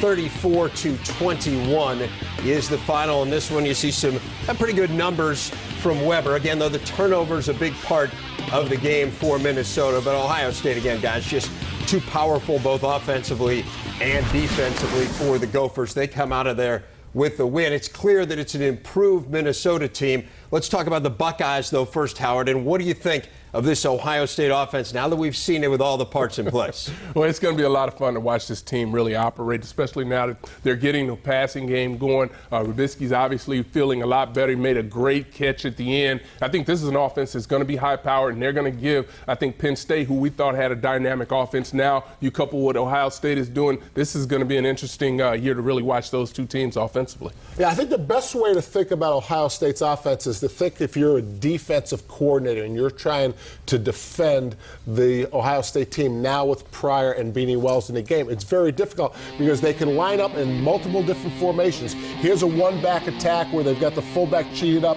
in between the tackle and the tight end, and it's simply the inside belly. Then the next thing you know, they might be in the shotgun and they're running the decide play. They can do this because Pryor can run and throw it. It's not because that's the only thing he can do. Here's another one when they're in the same play, and he hands the ball off to, is that Wells? Hands it off to Wells. So I think when you think about this Ohio State offense now, you have to think at it, how could I ever defend it? I don't know what they're going to run against me. Well, Pryor, again, the classic dual-threat quarterback, as we see Beanie doing a little hurtling there. 69 yards rushing for him, 97 unofficially through the air, Coach. You know, the dual-threat thing's a little different, in my opinion, with Pryor, because it starts from under center. It's not like Kellen Lewis, by way of example, where he's a dual-threat quarterback, but he's always in the shotgun, Howard. This, with Pryor, he's dual threat, but he could run the entire I formation. So he's much more difficult to defend. And we were also wondering how putting him into the offense, getting him involved, what was that going to do for Wells? How would you integrate the two together? And we talked about that a couple of weeks ago, but we find that it works very well because, as you just mentioned, you can put him under center and he could still make all the throws. So some defensive coordinators are going to be in trouble over the weekends. What about the other side of the ball for Ohio State? Obviously, in that USC game, did not look good defensively. There have been times, even last week with Troy. I mean, Troy outgained Ohio State last week. What did you think about Ohio State's defense against, Howard, what is a pretty good Minnesota offense? And they spread you out. So it was going to be up to the Ohio State defenders to make sure that they were in the right place. And they were able to do that and really make some plays, particularly in the run game. They took the run game away, but they came up with a turnover, something that they hadn't been doing. They were making some great plays, forcing the quarterback to throw the ball away. Anytime your defense can now start to make these kind of plays, it's going to be important because I believe to a man, when they went into that meeting room, they understood they weren't playing very well at all. They weren't playing physical. They weren't playing strong at the point of attack. You see them gang tackling, stripping the ball. That's the way this Ohio State defense has to play because when you talk about all the first rounders and All-Americans and guys that have won every major award in college football on that field, these guys have to be able to play at a very high level, and today they demonstrated they can do that, and they're up to the challenge. You know, when Charles Davis sat with Jim Tressel yesterday, Jim Tressel reminded all of us that you don't start the season where you ended last year. And I think the defense at Ohio State is a prime example of that. They have not played well. I think they probably played better today. And then Jim Tressel also made the point, we've lost Vernon Golston. He changed the entire complexity of the game because you had to set your protection based on where Golston was. And so I think Jim Tressel understands, and he's a very positive guy, so he's not going to say anything negative about his defense, but he knows they're not playing very well right now, but I think he sees them, you know, on the come, and they're going to get better. And they made some changes, too. Didn't mean to cut you off. Yep. They made some changes, too, in the defensive line, moving Cameron Haywood inside to get Gibson, the talented sophomore, outside as a pass rusher, and they feel like they've gotten a lot more quickness on the defensive line. So they're just trying to get the best players that they can have on the football field at one time, and that gives them a shot. Gave up 268 total yards in this game. Give some credit to Minnesota, a team that has clearly vastly improved. Their first loss of the year, but saw some good things running the ball from DeLeon Eskridge. Spread the ball around a little bit. We're not able to get into the end zone with Decker. First time he had gone 6 straight games catching a touchdown pass, but Eskridge caught 8. Jack Simmons, the tight end, had 3 catches, did have the fumble we saw, but we saw a little bit here from Minnesota, and certainly they are headed in the right direction under Tim Brewster. We will hear from the coaches in just a bit. We'll also get you ready for Wisconsin and Michigan and all the games coming up later today. The guys will tell you what to look for in those. Up next.